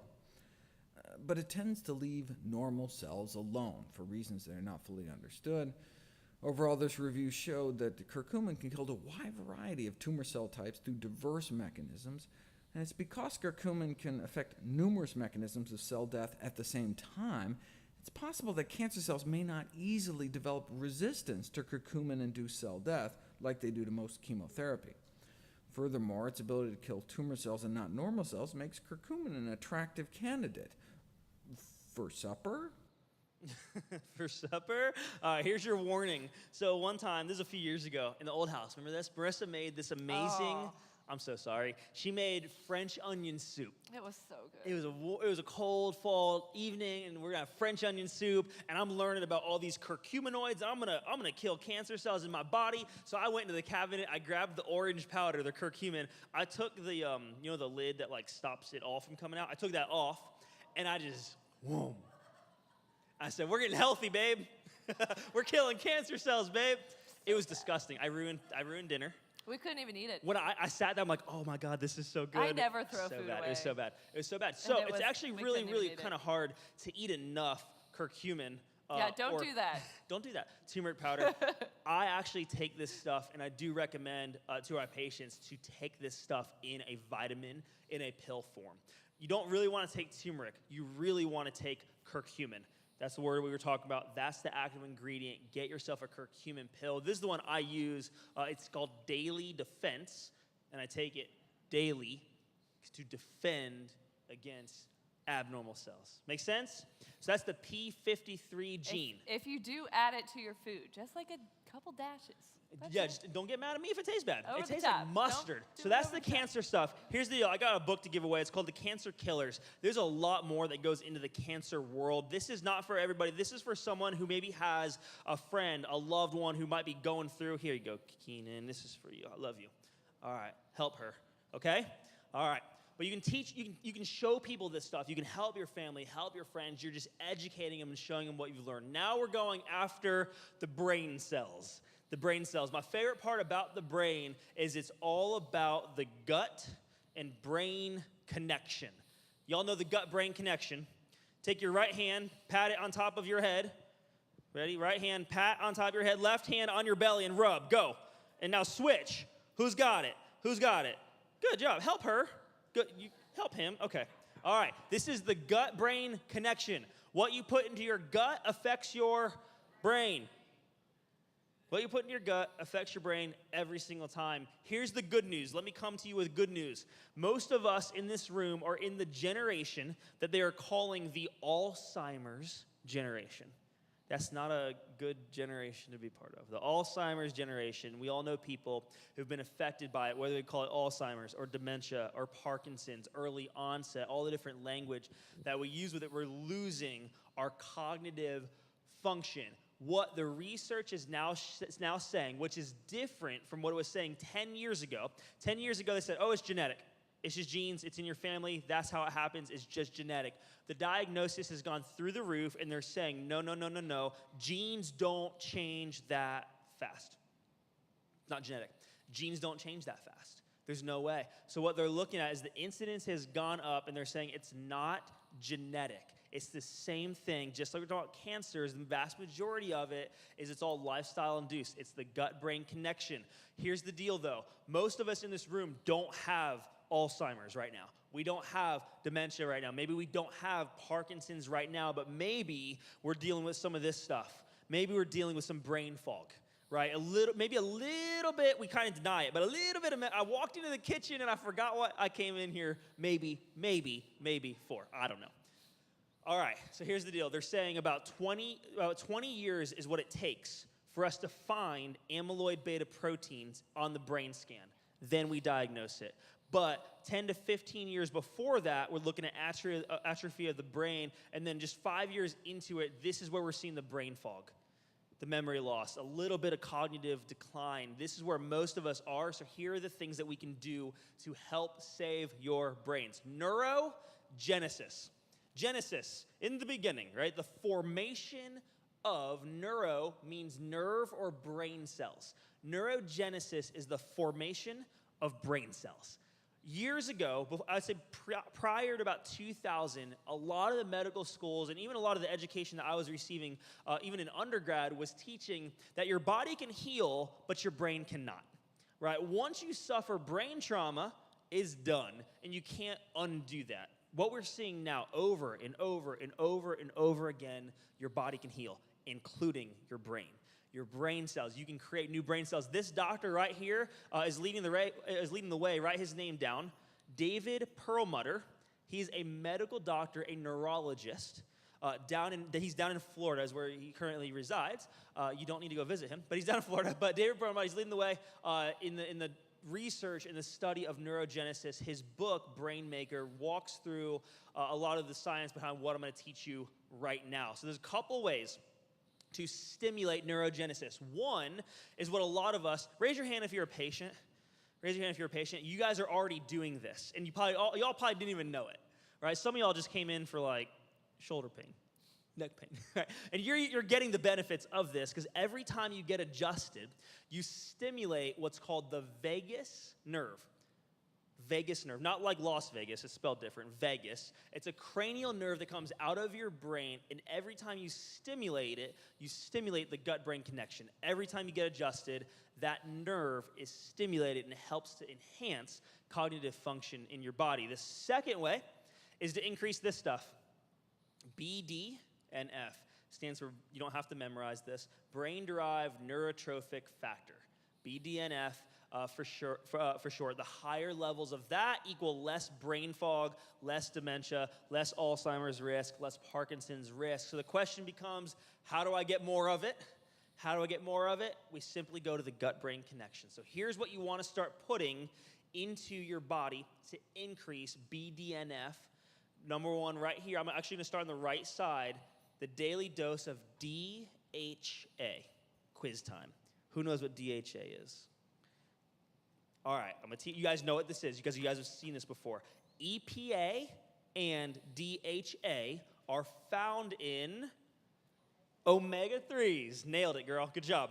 Omega-3s. Omega-3 fatty acids, a.k.a. fish oil, a.k.a. smells funny. All right, so fish oil, omega-3s, fatty acids are your DHA. These are shown to increase BDNF. And the second one, the yellow box, is our sunshine vitamin. We're going back to it. The sunshine vitamin is what? Vitamin D3, right? Here's the crazy thing. Every time I take my vitamins, I'll do this sometimes, I'll take it, and I'll talk to the vitamin. I go, the reason I'm so weird. The reason I take you is because you kill cancer cells and you help my brain. I'll remind myself why I take my supplements. I'm weird. You don't have to do that. But you get the 2-for-1. Anyways, so DHEA in fish oil. Here's the research study out of Brain Maker. They did it 24 weeks. How many months is that? You can do the math. 24 weeks. Half a year. Half a year? 6 months. 6 months? Sure. Okay. Is that true? Close-ish. All right, good. So you only have to take, 24-week supplementation of fish oil of DHEA, improved learning and memory function. Cool. I want that. I want to be a lifelong learner. I want to keep my brain. The other way to increase DHEA is through food. 2 things, they're both healthy fats, extra virgin olive oil, and the other one is coconut oil. Coconut oil. Coconut oil. Okay? So, those are 2 different ways to increase DHEA. Now we're going back to the vagus nerve. This one's fun. There's a couple ways to stimulate your vagus nerve. All right? The first one is actually taking a cold shower. Yikes. I'm not going to make you all do that. You can if you want to. Not this time. The second one is deep breathing. That's nice. And the third one is stimulating your vagus nerve through your tongue. You guys will see this. It's actually kind of cool. They've already started the preliminary research, and they're seeing amazing breakthrough. They're taking Alzheimer's and dementia patients. They're taking this little vibrating clip. They stick it on the tongue. They stick it on their tongue, and it vibrates their tongue. And they wear this thing all day. And what they're seeing is one of the best ways to stimulate your brain is actually through your tongue. Weird. How do I do it? They're showing vibration. So one of the best ways that you can vibrate your tongue is through this. Singing, humming, chanting. That's strange. But gargling, that's cool. Humming. So we're going to hum. Y'all ready? We're all going to hum. Hum. Oh, can we go low? Go hum. Good job. Cool.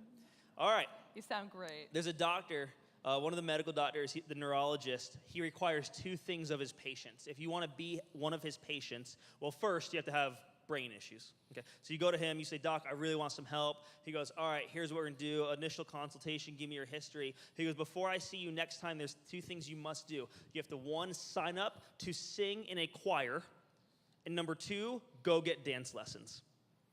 But Doc, whoa, hold on. I didn't come here to sing or dance. I came here for my brain health. I can't remember stuff. I got issues. Good. Go join a choir. I can't sing. That's why you join a choir? Because no one can hear you? Okay. I can't dance. Well, good. It's not the point. What they're saying is you have to activate the vagus nerve. Singing will do it. Humming will do it. Gargling and chanting will also do it. Ways to stimulate your vagus nerve.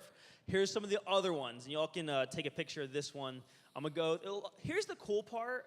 When I put this up, a lot of y'all are doing some of these things, yeah? You could look at some of these, you're like, okay, I'm learning new things. I came to this event, I'm learning some new stuff. I exercise a little bit. I don't waltz. Who waltzes? None of y'all? Me neither. Okay, I'm doing great nutrition. I'm doing like good nutrition. I'm doing okay here. Healthy weight, I'm working on it. Healthy friends, I got some good friends. This one in the top right is the one that I would say most people come to me and they see this is the one I struggle with. Right? 7 to 8 hours a night. Some lady asked me, I did an event Thursday. She goes, well, I get 2 hours like twice a night. You're bad at math, and that's not sleep, okay? That's not good. That's not it. 7 to 8 hours of sleep. So if that's you, let me show you something that will help. When you sleep, there's something in your body called your glymphatic system. Y'all heard your lymphatic system. That's your immune system. Your glymphatic system, when you sleep at night and you get into a deep REM cycle, it washes your brain. It cleanses your brain. It gets toxins out from around your brain. So you actually want to get into a deep REM cycle. If you struggle with that, I can teach you a lot of stuff, but try this. Number 1, get rid of the phones, right? The phones, the computer, the TV, the blue light at night. It tells your body that it's daytime. It literally tells your body it's daytime, so getting rid of that will help tremendously, even just turning off a lot of the lights. These are 2 supplements that definitely can help. Magnesium is one of them. Magnesium is a soft tissue relaxer, so it just helps to relax your body. The other one, a lot of people, when they have sleep problems, they'll turn to melatonin, right? Most of us heard melatonin. I've used it in the past for different things. The thing that's better than melatonin is called 5-HTP. 5-HTP is the precursor to make melatonin.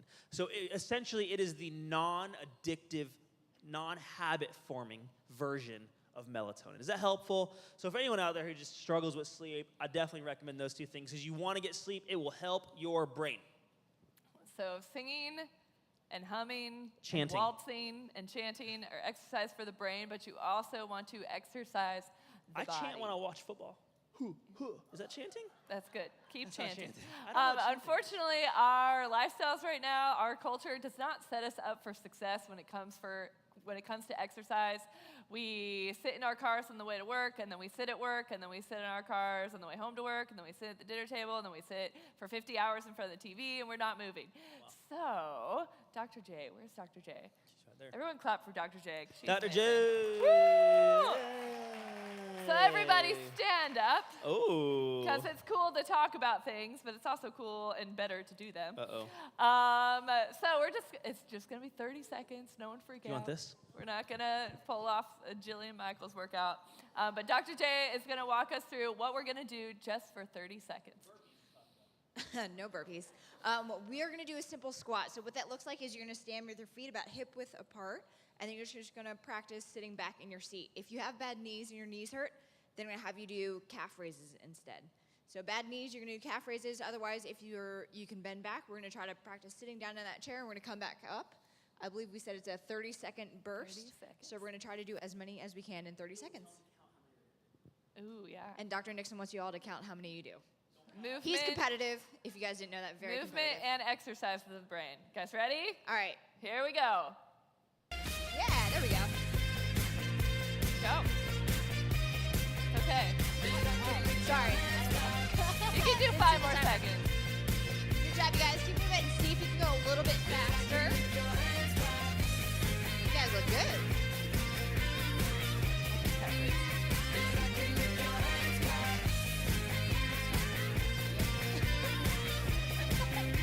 Good job. Keep it up. You still got 8 seconds. 8 more seconds. Keep going. Your legs might be on fire just a little bit, and that is okay.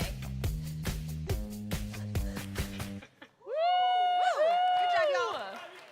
High five your neighbor. Give him a high five. Good job. Thanks, Dr. Nice J. work. I think I started counting backwards. Counting backwards. I don't know. Something happened. I started counting wrong or something. Countdown. All right. Who got more than 5? I did. That's Nice. good. Good job. Who got more than 10? Oh, God. Good. More than 25? Oh, Jesus. Whitby crew in the back. Counting. It's hard. I started counting backwards. I ended at like 28. More than 30? How many did you do? I am in a skirt. I beat you. I did calf raises. More than 35? More than 40? Jesus. More than 45? 50? What? This More one than right here. 55? How many did you do? 60? Whitby's, how many did you do? 60. Oh my gosh. Ties all around. You want food or a shirt? Shirt in the back when you leave. Not right now. I'm out of here. Ow. I'm gonna go get my shirt. I did 60 squats. I'm Benjamin, good. you want this? Come get it. This is an essential bar. When we're going to talk about go-to snacks, it's chocolate berry crunch, low glycemic. It's advanced plan. It's safe for diabetics. It's safe for anyone to eat, and it's delicious. Good job, buddy. So you did 60? High five. Amazing. Amazing. You guys feel a little bit better? Got those endorphins going? I see a lot of smiles. It's good. It's good to move. We usually don't regret doing a workout. It's just starting it is the hard part. And That's true. again, it's fitness. We're not trying to get back to our birth weight. We're just trying to get our 7 bodies pounds. moving. Just getting our bodies moving. It's good. We talk about fitness is just being able to do the things that you love, being able to play with your kids without being in pain, being able to pick up your grandchildren, being able to just walk the beach, have fun. You want to do things that you actually enjoy. I think that's the key to exercise, is actually getting involved in something that you want to go to eventually. Listen, when you start, it's not going to be that fun. It's okay. But the pain is worth it. The pain is worth it. If it were easy, everybody would do it. This is Max T3. Most of you guys have that little card that when you started your care that has an online version of 12-minute workouts. Those are awesome, but if you don't love working out at home, find another place. I actually don't love working out at home. It just doesn't happen. When I get home, I want to check out, and I want to make some good food. I want to play with my kid.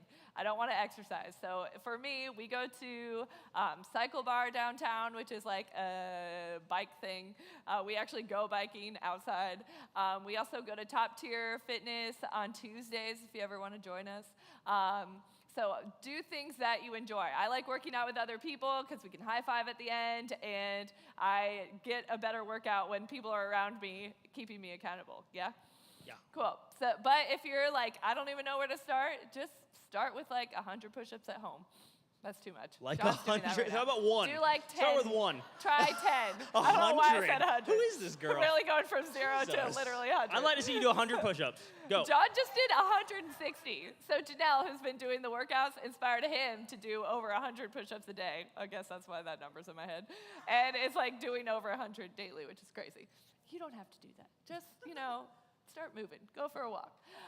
Exercise can increase your energy levels, reduce your risk of chronic disease, help skin health, your brain, and what's the last one?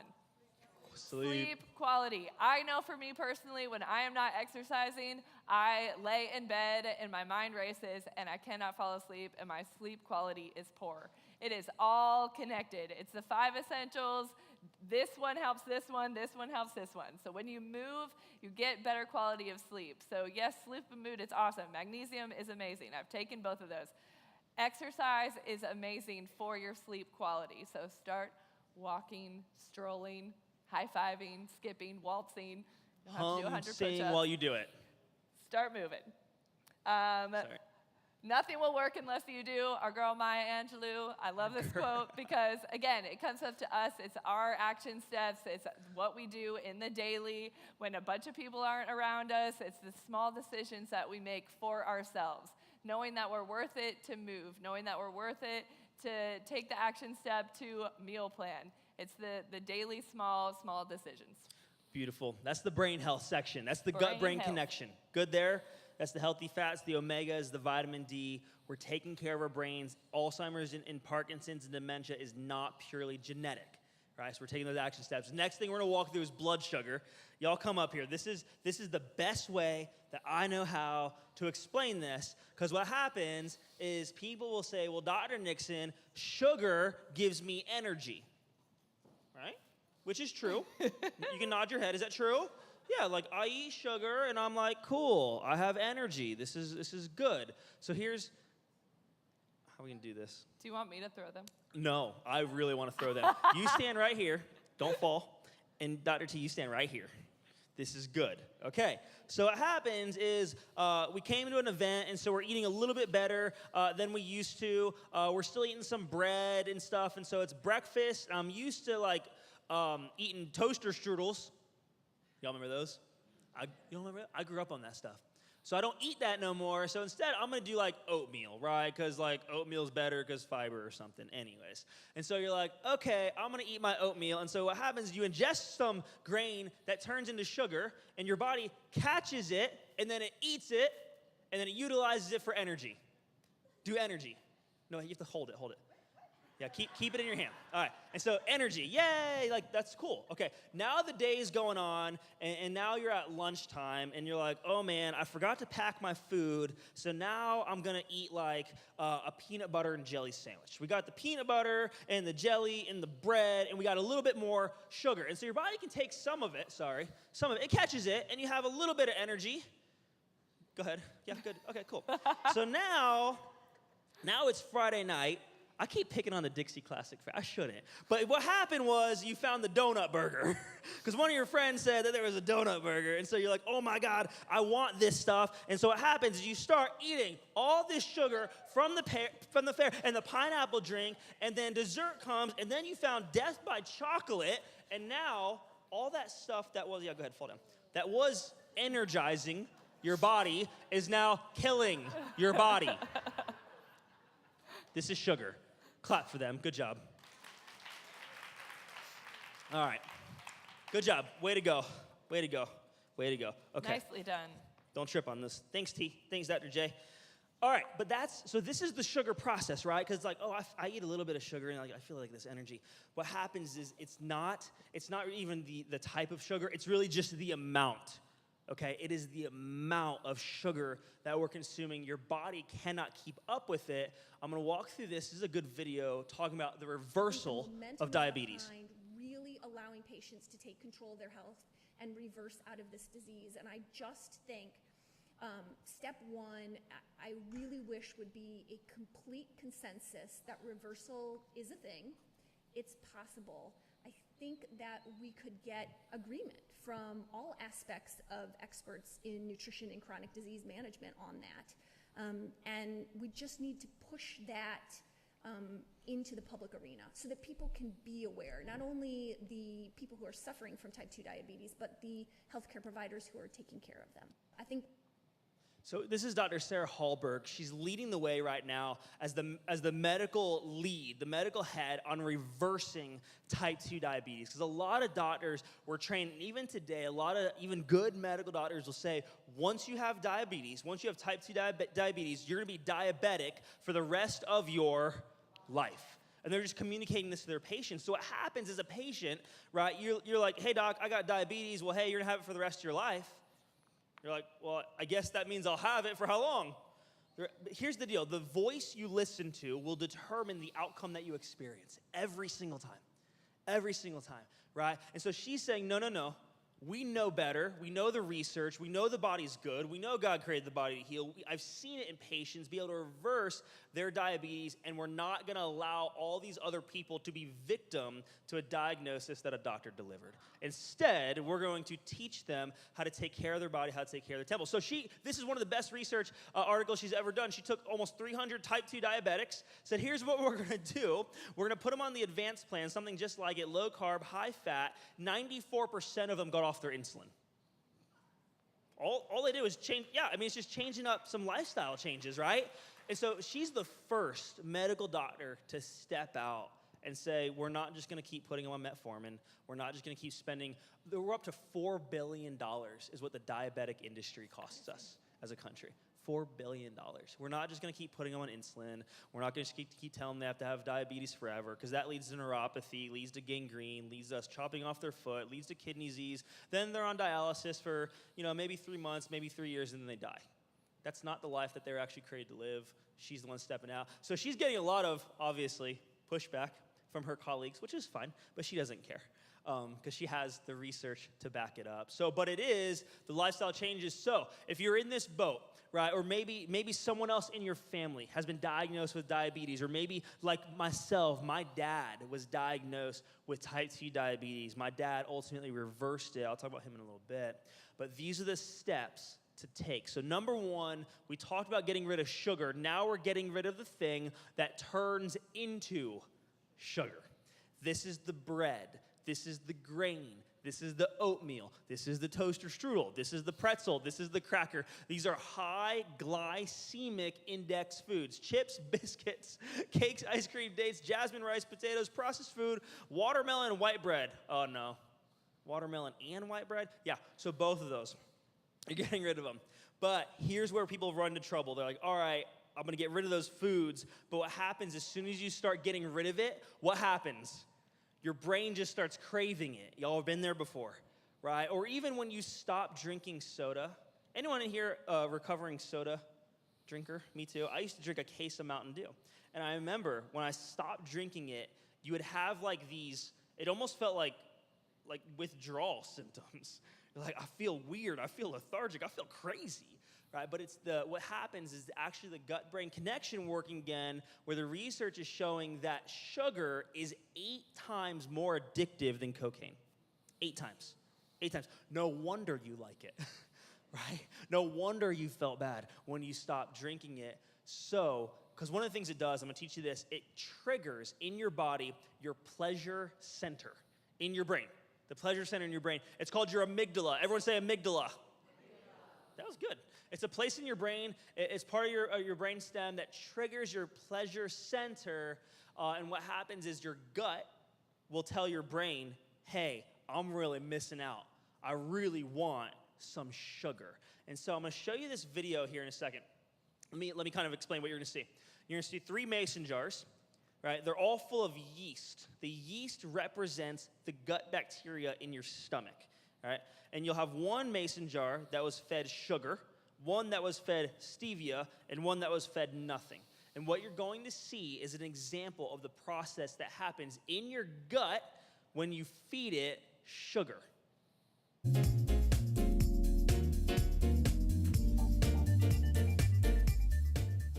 Oh, it'll play again.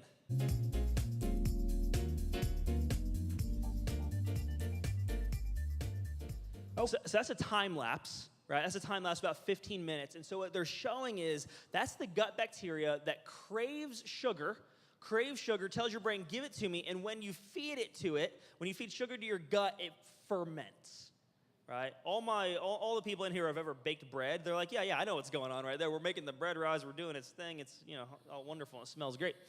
It's the same way we make and ferment beer, right? Same process. But that happens in your digestive system. Right? And so what does that look like? Well, it looks like gas. It looks like bloating. It looks like indigestion. It looks like reflux. It looks like a slow metabolism, constipation, diarrhea, and IBS. Right? So if I don't want those things and I'd like to get help with my blood sugar and help kill sugar cravings, what do I need to do? Well, two things. One, quit eating sugar. Right? And number two, get rid of the stuff that's in there. And so we just go back and we point back to this. This is one of the reasons why we're going to kick off this 14-day sugar detox. Right? So the way we're going to do this, you're cutting out as much sugar as possible. We're going to do this 14-day sugar detox together. This is the box we're all going to use. Has the system in there. Here's one of the keys. When you are getting rid of sugar cravings, you have to fuel your body with water. Right? You gotta drink water. If you do not hydrate enough, you will feel the withdrawal symptoms. Maybe it's a headache, maybe it's lethargic, maybe it's tired, maybe it's whatever. But if you drink enough water, you'll feel great doing it. So here's the math. Take your body weight, right, whatever that is. I'll just use 200 for an easy math example. Divide that number in half. That's how many ounces of water your body needs a day. Got it? Anyone confused? Not gallons. Ounces. Don't go drown yourself, okay? Ounces of water. So if someone weighed 200 pounds, they need 100 ounces of water a day. So just kind of ask yourself, assess yourself, where am I at with that?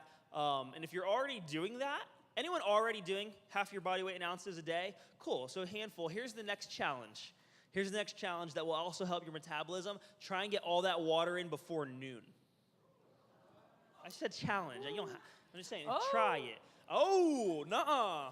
All right. So you'll go to the bathroom a lot, but if you can get in before noon, you'll set yourself up for success. Don't drink the vast majority of water at dinner time. Why? You ain't gonna sleep. You ain't gonna sleep. You'll be in the bathroom. Not a good way for a good sleep. Yeah, not that fun. All right, here's the thing that's worse than sugar. It's the yellow sugar, right? Pink, yellow, blue. Pink, yellow, blue. Here's the story behind Splenda. Their marketing is really good. They actually spend multi-millions of dollars on their marketing. Their marketing campaign is it's from sugar, so it tastes like sugar. And it is. They're not lying. It's from sugar. The way that you make Splenda is you take a sugar molecule, you take a hydrogen ion off of it, and you add on a chlorine molecule. A chlorine molecule, right? And that's how you could create Splenda. But chlorine is a toxin, yes? When you jump into a pool full of chlorine in the summertime, what happens to your eyes? It burns, right? It's there, the chlorine's in the pool because the little kids pee in the pool. That's why, That's why the chlorine's there. Not y'all, other people. And so what happens is it kills all the bad stuff. So if you're consuming Splenda, let's say in your coffee, right? But you also came to this event and you're like, well, Dr. Nixon said I should also eat like probiotics, which is healthy gut bacteria. And so I'm eating some sauerkraut for breakfast. What happens is the chlorine kills the good bacteria. Does that make sense? So you thought you were doing something good for your body, and you're trying to. Ultimately, you're just setting yourself up for failure. So we get rid of pink, yellow, and blue. We get rid of the artificial sugars. We use something called stevia. Instead, the other thing you can use is xylitol. Xylitol is the other one you can use. We don't use either, at least in coffee and stuff. For baking, which one's better for baking? Depends. Depends. Great. The liquid stevia is usually better for baking. Where do you get that? Online.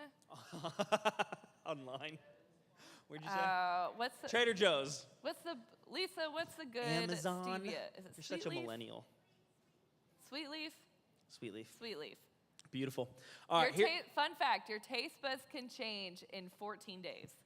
They say 7 years. It's not true. Your taste buds can actually change in about 2 weeks. I used to be sugarholic. When people used to say, oh, this is too sweet, my brain would look at them and say, that does not compute. Like, nothing has ever been too sweet to me, ever. Because I used to eat sugar all the time, and that's what my taste buds were used to. But when you start eliminating those things, you don't necessarily need something. But in the meantime, in the interim, using things like xylitol and stevia are definitely going to help you in the long run. Cool. Here's the other one for the blood sugar solution. Write this down. If you do struggle with high blood sugar levels, a high A1C, or type 2 diabetes, start adding cinnamon into your life now. Start adding it in. Here's out of UC Davis. Cinnamon has a 3 to 5% effect on balancing blood sugar levels, which is almost the equivalent of diabetes drugs. Cinnamon.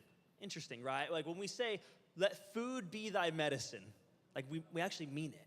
Like the things that God created, they're on purpose, with a purpose to help your body. So now we're just becoming aware of them, and then we're using them. So here's the next key, and this is for all of us. This is one of the go-tos of how to get good nutrients into your body quickly, effectively, cost-effective, and efficient. Raise your hand if you're already doing smoothies, because I know a lot of you guys are. We love smoothies because they are fast. They're fast to make, they're fast to clean. It's also just a huge, simple step for your nutrition. Breakfast is 30% of what you're eating. So starting the morning with a smoothie is going to be amazing for you. You are like my Vanna. Do you need a plug? You know what? That, all right. I'm a little concerned, but okay. One time we did this and we forgot the lid of the blender. That was fun. We used a paper plate. We figured it out. But again, with sugar, unwanted sugar equals unwanted symptoms. So really just rethinking anytime you see the temptation, the cookie, the donut, whatever it looks like. For me personally, it took looking at that and thinking, you know what, that's a headache tomorrow. Like literally a headache. It would cause me headaches. That's a headache tomorrow. That's cancer maybe in 50 years. It's retraining your thought patterns because your thoughts are what dictate your actions. So it's re-changing your neural pathways so that you can see things differently and that they can actually determine a different action step. Keep talking. All right, so we're gonna make a smoothie, maybe. Tweak, make sure we test this ahead of time. These are the things that we put in most of the smoothies that we do. First thing, yeah, how many guys does it take to open one blender? This is great. First thing is spinach. Who puts spinach in your smoothie and cannot taste it? I promise you, you can throw tons and tons in there and you cannot taste the spinach. If you put kale or some other greens, it'll definitely change the flavor. But spinach is a great way to add some nutrients in the morning without maybe tasting it if you don't like spinach. Next is gonna be berries, strawberries, blueberries, any sort of berries. We use blueberries a lot. This is very comical over here. They're loaded with antioxidants. I like to load all the solids in my blender first before I add the liquid, because if you don't, then they're gonna splash on you. Doing okay? Yep, we got the berries. We're doing great over here. All right, so we're adding berries. Is this good? Make sure it's good. Next thing we're doing is adding almond butter. John, stand to the side so we can see it. Great. This is John. John's great. It's stuck. The lid's stuck. That's fun. It's stuck. Pop it. Oh, release. No, I already did it. This is great. I just want to eat some snacks and watch this. Raw almond butter. A lot of people ask me, your smoothies taste better than mine. How does that happen? Raw almond butter. It's the best. If you cannot do almonds, obviously don't add that. But raw almond butter makes it. All right, good. Gives it a nutty flavor. It gives it a really great consistency. Also has tons of healthy fats in there. Next is unsweetened almond milk. You already added that? Okay. Unsweetened almond milk. Blend that up. This one we got from Trader Joe's.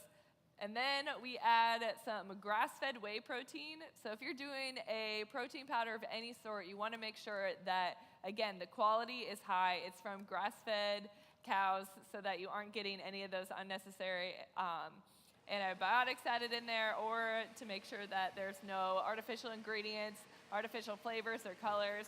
The ones we have is awesome, and it tastes good. Good? It is intense. That's a very small smoothie. I'm not impressed. Did you add max greens? Did you add max greens? Okay.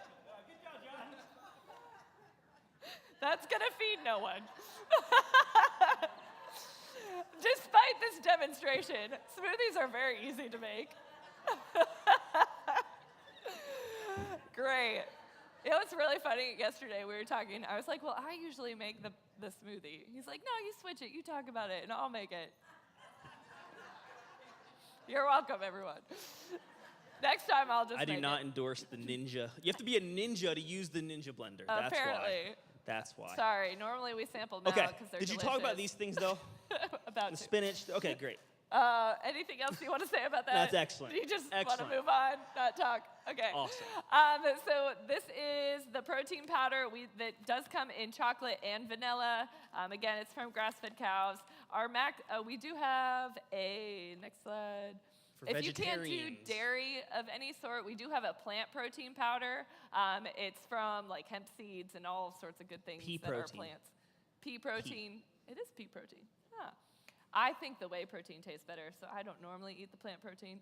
But if our new plant protein, they reformulated it about 2 years ago and tastes so much better than our old one. Our old one we didn't even talk about. I was like, don't buy it. It tastes terrible. But the new one is good. Max Greens, we add a scoop of this to our smoothies in the morning because it is loaded with all sorts of amazing things. It has an organic green blend, which has, all these are organic, so I'm not going to say the word every time. But it has alfalfa grass, barley grass, oat grass, wheatgrass, chlorella. It has beets, carrots, spinach, broccoli, tomato, kale, cabbage, parsley, Brussels sprouts, green bell pepper, cucumber, celery, garlic, ginger, green onion, cauliflower, asparagus, strawberries, raspberries, blueberries, tart cherries, pomegranate, cranberries. Then it has a whole immunity blend with lots of awesome mushrooms and some probiotics. So we add a scoop to that to add obviously all those nutrients to our smoothie. I'm not cooking all those things in the morning, so it's a really great way just to add more nutrients to your breakfast. I mean, honestly, that Max Greens, it's one of the healthiest things you can do for your body. Like getting all those fruits and vegetables into your body first thing in the morning, it's phenomenal. It's super, super good. Smoothies are easy. I did a bad job. I'm so yeah, sorry. that was a fail. I'm so This is sorry. what we call I feel failing embarrassed. forward. I Next feel time, embarrassed. I'll just make it. It's fine. Great. If you want to clean your blender, super easy. Pour your smoothie in your glass. Hopefully, it's more than this much. Throw your Should be blender more away. than this much. And then just put water in it. You can add some soap in there too and blend it. It's a really easy way to clean it. Something that we used to do, but before we got our morning routine down and we're always rushed in the mornings, we used to actually pack the blender at night. And then we would add everything except for the liquid. That way in the morning, we literally would just put it on there, add the almond milk, press go, and then we were good. So if you have rushed mornings, or if you have lots of kids, we only have one, and he can't really talk yet. So that's a really easy way to add some speediness to your life. I should have done that. All right, next step for blood sugar solution. Again, this is for if you are battling type 2 diabetes and you want to reverse it, this is the next thing to get on. It is a supplement. The supplement's called Max Fit. You do not take this forever, but the ingredient that you're looking at that it has in here is this word right here. Anyone want to give it a shot? Bless you. Bless you. Ashwagandha. I thought you sneezed. Ashwagandha. Ashwagandha is what it's called. It is an adaptogen herb. We use this for adrenal health. We use this for stress relief. And it's also known, the research says, the natural metformin. Right? Metformin is actually a diabetic drug. So if you've been diagnosed with it and you're looking to get help, get on the Max Fit. It will help you with that as well. So here's what this kind of looks like. So you're really trying to overhaul your lifestyle and your diet. You're starting breakfast with the smoothie, a better version than what I did. You take your Max Fit then. In the afternoon, you're doing lunch. Maybe it's a nice kale or spinach salad. You have leafy greens, some free-range chicken or grass-fed beef. You have your chomp stick. That's your snack. You put together a little protein shake with the protein, the green here, mix that with some almond milk. You're good to go. You have a healthy dinner. Maybe it's something out of the the book, the Align Your Health book. You're cooking something delicious, lots of healthy fats. Lots of healthy fats. Some of the best times to eat healthy fats is actually at nighttime. So for dinner time is one of the best times to get healthy fats into your body and take your max fit there as well. And what you'll start to see is your blood sugar starts coming down. Your A1C levels start to come down. I've seen levels as high as 10, 11, 12, 13 A1Cs. It's insanely high. We're shooting for about 5.5 in that 6 range is where we really want to get to. This gentleman, when he came on to me, had an A1C of 13. These were all his diabetes drugs. This is James.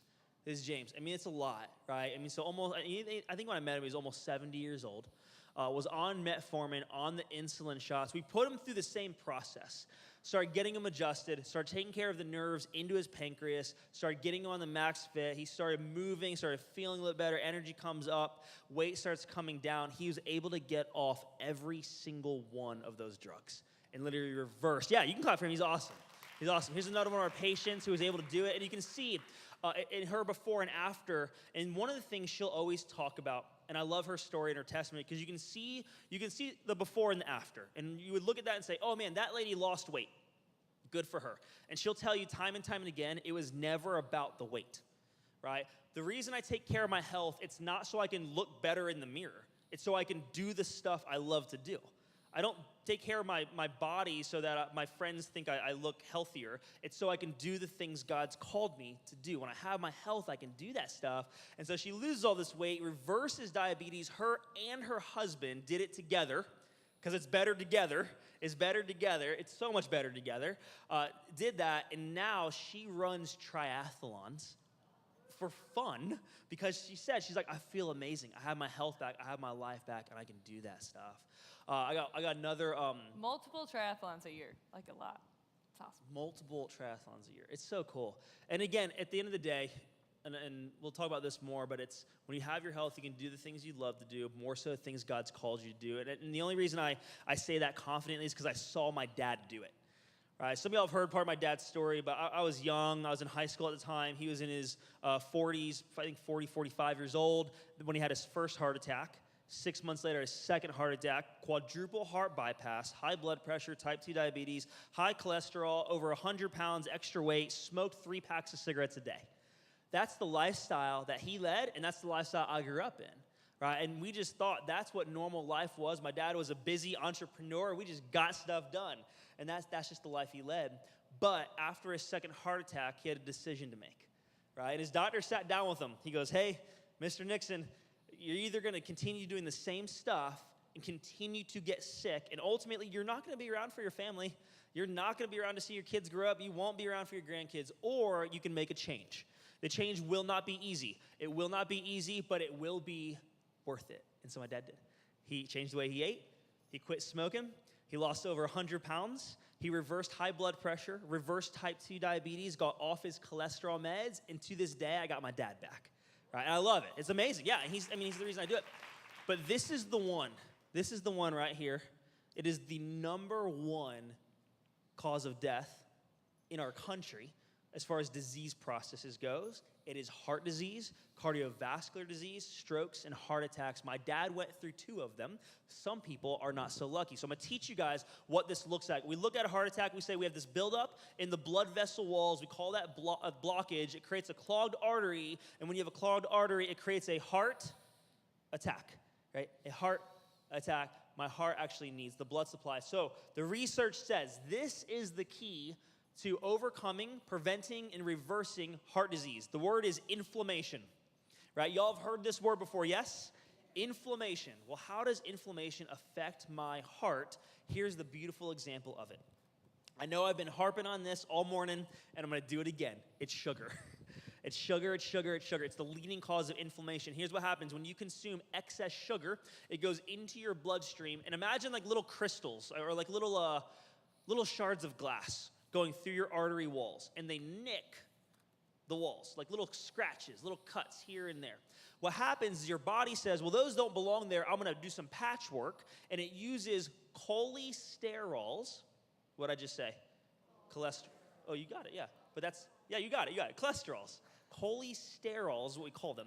When you put it together, it's cholesterol. That wasn't a joke. That was okay. But and so they use cholesterol and cholesterols to do the patchwork to cover where the sugar created the cuts. Does this make sense? And so now you do that day after day after day after year after year after year. Now that's how you create clogged arteries. Does that make sense? Does that make sense? Okay. So now you're sitting here like, okay, got it. I'm not going to eat sugar. I'll cut it out. I got it. I'll do other stuff. But if I still have, maybe I'm worried about clogged arteries. Maybe your dad also had heart issues or heart disease, and you want to be really proactive and help yourself. Here's how you do it. Increase your good cholesterol. Y'all know HDL and LDL? HDLs and LDLs. LDL, we say that's the lousy one. HDLs, we say that's the healthy one. All right, healthy cholesterol, that's what we want. How do we get it? How do we get it? These are the foods. These are the foods. These are the top 10 ways, I'm going to go through them, of how to increase your good cholesterol levels. If you like reading, I've been introducing you guys to a lot of really, really amazing medical doctors who are, again, leading the way in this stuff. This is Dr. Jack Wolfson. I spoke at an event out in, where was that? Vegas. Las Vegas is where he was out there. I spoke at a seminar, and he was one of the keynote speakers. So this is his book. It's called The Paleocardiologist. These are his top 10 ways to increase HDLs. Number 1, we're doing olives and olive oil. Extra virgin olive oil has been shown to do it. We're cutting down on carbs. We're getting active. We're getting sleep. We're eating coconut and coconut oil, berries. Remember the antioxidants? We're doing that. We're eating fatty fish, things like wild-caught salmon, sardines. Y'all like sardines? I got a whole case. You remember this? We went on, this is what happens when you buy online or at Costco, you buy too much. We got Lincoln all the sardines. And she doesn't like the smell, so you don't feed it to him. I'm going to give you my sardines. All right, you're welcome. He ate them once. He did great. I did not do great. The probiotics and the probiotic-rich food, pasture-raised eggs, and there's a supplement. One supplement that will help you increase your HDLs. I'm sure you could probably guess what it is. It's fish oil. It's fish oil. Who here is already taking a fish oil? And most all the hands should go up. Okay, if you're not, you should be. It is the #1 recommended supplement in our country from even all the medical professionals. Fish oil. It's really simple because it helps with joint, helps with heart, helps with brain, helps with abnormal cells. It's really, really awesome stuff. You just got to get on a very good fish oil. Here comes the problem with a lot of the typical fish oils we see in our country. A lot of them are actually processed with a chemical called ethyl ester. Anyone in here named Ethel or Esther? Because sometimes my joke is that sounds like a mean grandma, Ethel Esther. And then one time there's a lady, she's like, well, that's my name. I said, oh, God. So ethyl ester is a chemical that takes the fishy smell out of the fish oil. You're like, I don't want the smell. But what you trade it for is digestive issues. So what happens, here's your test. First of all, if you use any of these fish oils I'm about to show you here, when you get home, you're going to throw them away, and you're going to get good fish oil, all right? But this is a prescription fish oil called Lavazza. Nature's Bounty. Is that, what store is that one from? Is it the Walmart brand? Kirkland. Who's Kirkland? Is it Costco? Okay. Again, I have nothing against these companies, right? But the fish oil that they're carrying, I'm going to show you what happens. So here comes the experiment. What you do is you take your fish oil. Here's Lavazza, right? The yellow one up there. You take a normal styrofoam cup. John did this about right before we started the event. You cut your fish oil open, and you put it on top of the styrofoam cup. If it has the mean grandma in there, what's her name? Ethyl ester. This is what it will do to your styrofoam cup. Do you see this? She said, oh, my God. Oh, my God. Do you see this? It eats through styrofoam. It eats through the styrofoam cup. Here's another example. This one is Centrum. Y'all know Centrum, the vitamin company? Okay, so same thing. It just says omega-3s, has a picture of a heart, a brain, and a digestive system on it. Cool, their marketing's really pretty, but when you test it, it does the same thing. Eats through the so what does that mean? If you consume this every single day and you think you're doing something good for your body and it eats away at your digestive system, it's known to cause something called leaky gut. What? Leaky gut. is one of the foundational principles for something that causes autoimmune diseases. Autoimmune diseases, allergies, kids that are allergic to different foods, digestive issues, IBS symptoms, constipation, diarrhea, the whole 9 yards. So if you have a fish oil, just go home and test it, okay? If you want to bring it into our office, the way we collect these, I don't go out and buy this stuff. Y'all bring it to me, okay? This is y'all's. So bring it to us, and we will test it for you. We did this one on Friday at the office. So Omax is for all y'all who watch the infomercials. None of y'all. Good job. So because they're at home right now watching the infomercials. But Omax is one you can buy on the TV. And so then here's the member's mark. Here's mine. This one's from CVS. There's the Centrum, and I don't know what that one is. So this is the before. We cut them open, put on the styrofoam cup, and here's the after. Omax eats away. This one eats away. Centrum destroys it. CVS is right here. Member's Mark fish oil eats away at it. The CVS doesn't, but it has a chemical in there called polysorbate 80, and then this is the one that we use, the Max Living. So what happens is you should be able to put, I'm not going to dump it over because then it'll smell.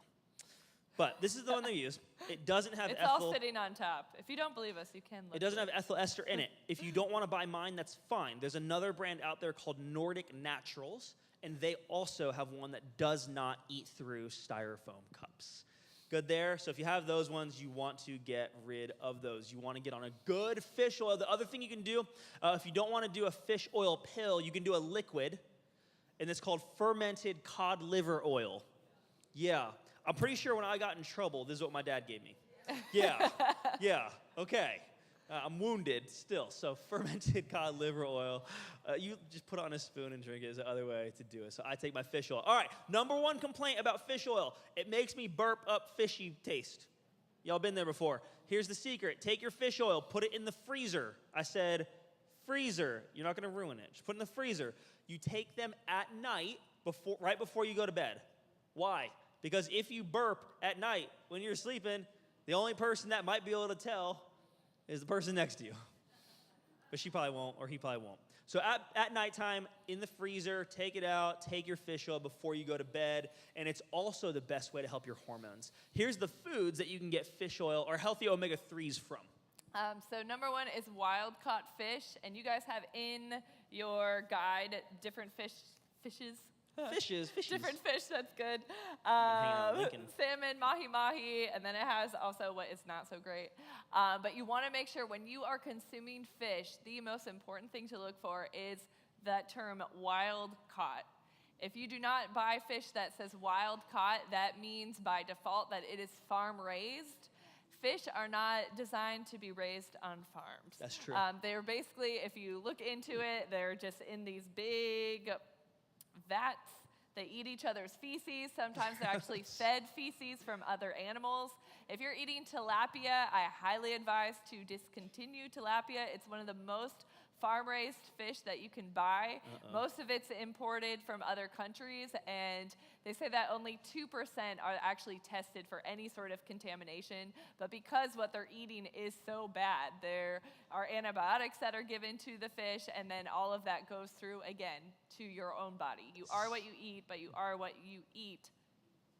Sounds fishy. Oh my gosh. A new joke that he's really excited about. Yeah. Like you. If I had a prize, I'd give you something. Oh my goodness. You want some spinach? Tempting. Grass-fed beef is another one. Oh, looky there. You keep talking. Flax seeds, chia seeds, and walnuts. All these are good, healthy Thanks fats. for laughing at my jokes.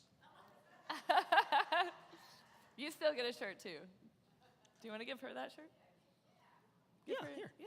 Throw it. I'm not gonna throw it. It's not gonna go. All right, so that's the omega-3s. This is the next. This is really, really kind of fun. All right, so if you're sitting here, you're like, all right, cool, If you need got it. different sizes, you can switch them out. I'm learning how to do this stuff. Where do I buy this stuff? Can you help me with that? We actually take our patients, Dr. J and Dr. T, take a group to Trader Joe's, and we'll give you a tour of the grocery store and show you what's by. What doctor goes to the grocery store with you? That's cool. True. And so we will literally walk you through, here's what to eat, here's what not to eat, here's how to look at a food label, here's what to put in your cart, and don't put the cookie butter in your cart. Uh-oh. It's how to shop healthy on a budget. We do this every single month. The next one that we are doing is actually this Thursday. That's October 11th. It's bright and early because we don't want to get in the way of all the people that are shopping at Trader Joe's. So it's usually from 8 to 9 a.m. We actually walk through the entire store with you. You can ask questions. Super amazing because I get it. It can be overwhelming to start making these changes. And you know that you can't eat a lot of things, but you also sometimes get just stuck because you don't know what to eat. Come to a grocery store tour. Very, very helpful. Dr. J and Dr. T are amazing. They are awesome. All right, so I take my cardiovascular health very, very seriously just because I watched my dad go through the heart attacks. Here are the supplements that I use. This is what we add in. Magnesium is a really, really, really good for the heart health. CoQ10. Have you all heard of CoQ10 before? It is the heart antioxidant, okay? The next one is raw garlic and then hot peppers. Hot peppers are vasodilators, so things like cayenne have been shown to help your heart health. Fun fact, some people believe that if someone is having a heart attack and you're there around them and you just happen to have cayenne pepper in your pocket or around you and you dump it in their mouth, there have been people who have said that that saved their life and prevented a heart attack, right? Prevented from dying from the heart attack. The reason why is it opens up the arteries. That's why. It's a vasodilator, okay? But let me go through these and teach you guys some of the what the research says about it. So magnesium is the #1 supplement you can do for heart health, for preventing arrhythmias, for keeping your blood vessels healthy, supporting normal blood vessel dilation and contraction, reducing the damage to the heart from oxidative stress, increasing your HDLs, even protecting against type 2 diabetes. CoQ10 is the heart antioxidant. Your body actually makes CoQ10. Did you know that? Your body actually produces it on its own. But if you have heart disease that runs in your family, the risk of it, or if you're on a statin drug, you need to be on and taking, I would recommend CoQ10. Again, I take this one every single day. So here's the deal with statins. Statins are cholesterol-lowering drugs. They do lower your cholesterol, and they turn off your body's ability to make its own CoQ10. So a lot of even medical doctors will tell you if you're on a statin, you also need to be on CoQ10. Does that make sense? Again, it's just the heart antioxidant. Here's the other piece. I believe it's just the missing link to a lot of health issues, but specifically for heart health, and it actually has to do with posture. All right, so everyone sits up nice and tall. All right, I said posture, so everyone's like, yep, I've got posture. I know how to sit with good posture. Me too. All right, here's what they're showing. And they did this is 2004, and they did it on older men. And they said men who lost 3 or more centimeters, height-wise, right? I'm not that tall. I really can't lose any height. So 3 or more centimeters of height were 60% more likely to die from heart and lung disease. Interesting. Why? Heart and lung disease. So what they're talking about is this type of posture. Right? Y'all know this type of posture. I'm here, I'm good posture, and this is not. This is what we call nursing home posture. Nobody wants nursing home posture. Do you? Say no. No. We don't want that kind of posture. What happens is y'all can do this. Everyone take your head, stick your head forward like this, and now everyone try and take a breath. Blow it out. Okay. Now sit up with good posture, chest open. Now take a breath. What's the difference? Which one's easier, the first or second? Which one's easier, the first or second? That one, the second one. Because your chest is open, your airway is open, the oxygen can get in, the oxygen can get to your heart, can get to your cells, and it opens up your lung and heart capacity. When your head goes forward, when you lose that posture, you close down your airways and you close down on the nerve that controls your heart. This is what my dad had going on. My parents owned a business, a daycare, and so my dad would drive the van around for the after-school pickup, like a bus driver, right? And he had a little bit of carpal tunnel coming into his left arm, or his left hand. Y'all heard of carpal tunnel before, like numbing, tingling. They said, no big deal. Lots of people get it. What we'll do is we can put you on a steroid or do a cortisone shot. So when you do that, he's like, I did that and I felt great, right? No pain. I feel great. What they didn't tell him was the same nerve that went down his left arm was the same nerve that went to his heart. Your heart's just a muscle. So if you have pressure on the nerve that goes to your heart, it means your heart has to work what? Harder, right? Most of the time, a lot of times we'll teach people and we do. We did it today. Eat better, exercise, sleep, do the good things, take the good supplements, and that stuff's important. It's powerful. It changes lives. It's so helpful. But if you miss this key, you'll miss out on the health benefits. Because what we see, someone who gets diagnosed with heart disease or diabetes says, well, I got a friend who eats eats bad stuff, doesn't go to your seminars, he doesn't read the Bible, and he cusses, and he doesn't like his mom, right? But he doesn't have diabetes or heart disease. What's wrong? What's the difference, right? Health actually comes from the inside out. This is the difference. And it comes down to the nervous system. This is the thing that changed my dad's life. It's the key that helped him reverse heart disease, and it's the reason I'm a chiropractor. So we sit here today, and we look at and we evaluate the nervous system. So for all of our patients in the room, you all know this stuff, right? One of the first things we do is we take an x-ray of the spine. Of the neck from the side, there's a normal number. Ooh, y'all are on the spot now. There's a normal number in the neck. Does anyone know what it is? I love you guys. Y'all make me so proud. Y'all, isn't that cool? What'd you say? They're all winners. Winners. 40 to 45 is the normal arc for the neck angle. Just like there's a normal cholesterol, there's a normal archetype for the spine. 40 to 45 degrees is it. This is the James, the same guy I showed you earlier when he came in with all the diabetes, was also diagnosed with blood pressure issues. Comes in at a 23-degree angle. We start adjusting him. We start taking care of his nervous system. This was his follow-up x-ray. A matter of months later, went from a 23 to a 32, and in the process of that change, got off all 4 of his blood pressure pills. Awesome, right? It's good. But all you do is take care of the nervous system. So if you're here and you haven't had your nervous system evaluated, we'll show you guys how to do that. Anyone who's a guest in the room, when we break up here, you're going to go into the back, and my team will show you how to get your x-rays and how to get your nervous system evaluated. But it helps with so many things, from heart disease to diabetes to helping your body, honestly, at the end of the day, just heal and function how it's supposed to. This is Miss Patsy. I love cheering on our patients. 6 years of walking with a cane. Can you imagine? 6 years of walking with a cane, and in 6 months, getting adjusted in our office, is able to ditch the cane and walk with full mobility. Awesome, right? And so we keep going through this. There's the different phases of degeneration in the spine, and this is what we look for. I'm going to speak to one more group of people. If you've been diagnosed with osteoarthritis, right? You don't need to raise your hand.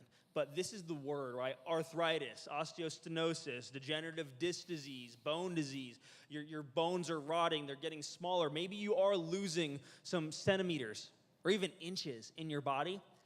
A lot of times the medical world would say, hey, just take some pain meds. Manage the pain. I'm going to show you the difference. Degeneration, disc disease, osteoarthritis, it's not old age. Because that's what most people get taught, right? You have degenerative disc disease because you got what? Old. Well, here's the good news. All of the bones in your body are the same age. Is that true? So if you got arthritis in your right knee but not your left knee, it's not old age. If you got arthritis in your back but not your neck, it's not old age. What is it? It's the curve. It's the curve. So here's one of the cool things. When you influence the curve in the body, you can actually rehydrate discs, take pressure off of those nerves, and you can even reverse degenerative disc disease and osteoarthritis. Is that good news? That's good news. This is Susan. Susan Menny, some of y'all might know her. She actually runs the Shepherd Center here in Winston-Salem. And it's a really, really awesome place. And so she comes in my office with degenerative disc disease in her neck. The same nerves that go to your neck also go to the front, and that's your thyroid. So she's on a Synthroid for her thyroid because they said your thyroid doesn't make the hormone. All we did was fix the nerve that controlled the degeneration. She gets out of pain from the arthritis, and now her thyroid starts to make a hormone, and they took her off of her thyroid medication. Awesome. This is my buddy, Robert Black. Robert, you want to come up here, buddy? Come on, my friend. Y'all clap for this guy. So even the posture right here, this posture, it just speaks so highly of who this man is. He's a pastor. He's a preacher. I'm going to give you the mic. Be careful, okay? Don't make it. You can come on up, buddy. I love you, man.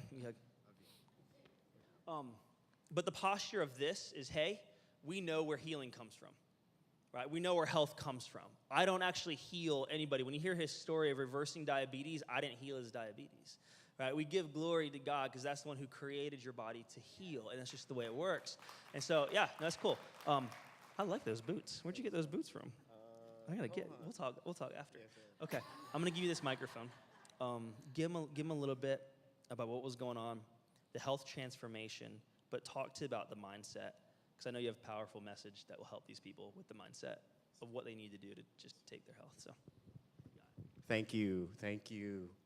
Truly giving honor to God, Holy Spirit, who is ever present here and in my life, to Dr. Nixon, the staff at Twin City. I am truly blessed to stand before you. I declare that God is on the throne and sickness is not on the throne. God declared in his word that he is a healer according to Isaiah 53, 4 and 5, 1 Peter, also in Matthew 8 chapter. And I took the book, meditated on the book as Joshua did. I ate the book, and God brought me with a family of resources that the Lord walked me through this pathway, not only knowing he's my healer, but of divine health. And on actually February the 26th, I've always worked out, preached, and thought, I was well. I did have a little hypertension here or there. But on February 26th, I was actually at the gym, and my doctor called me and said, you finished your physical, have your blood work, you have to get back in here. My A1C was at 11. At 11. And so I was shocked, and I said, well, Lord, I preach your word, and I was about to take a class, fitness class, and I asked the doctor, can I still go work out? He said, yeah, but you need to get to me today.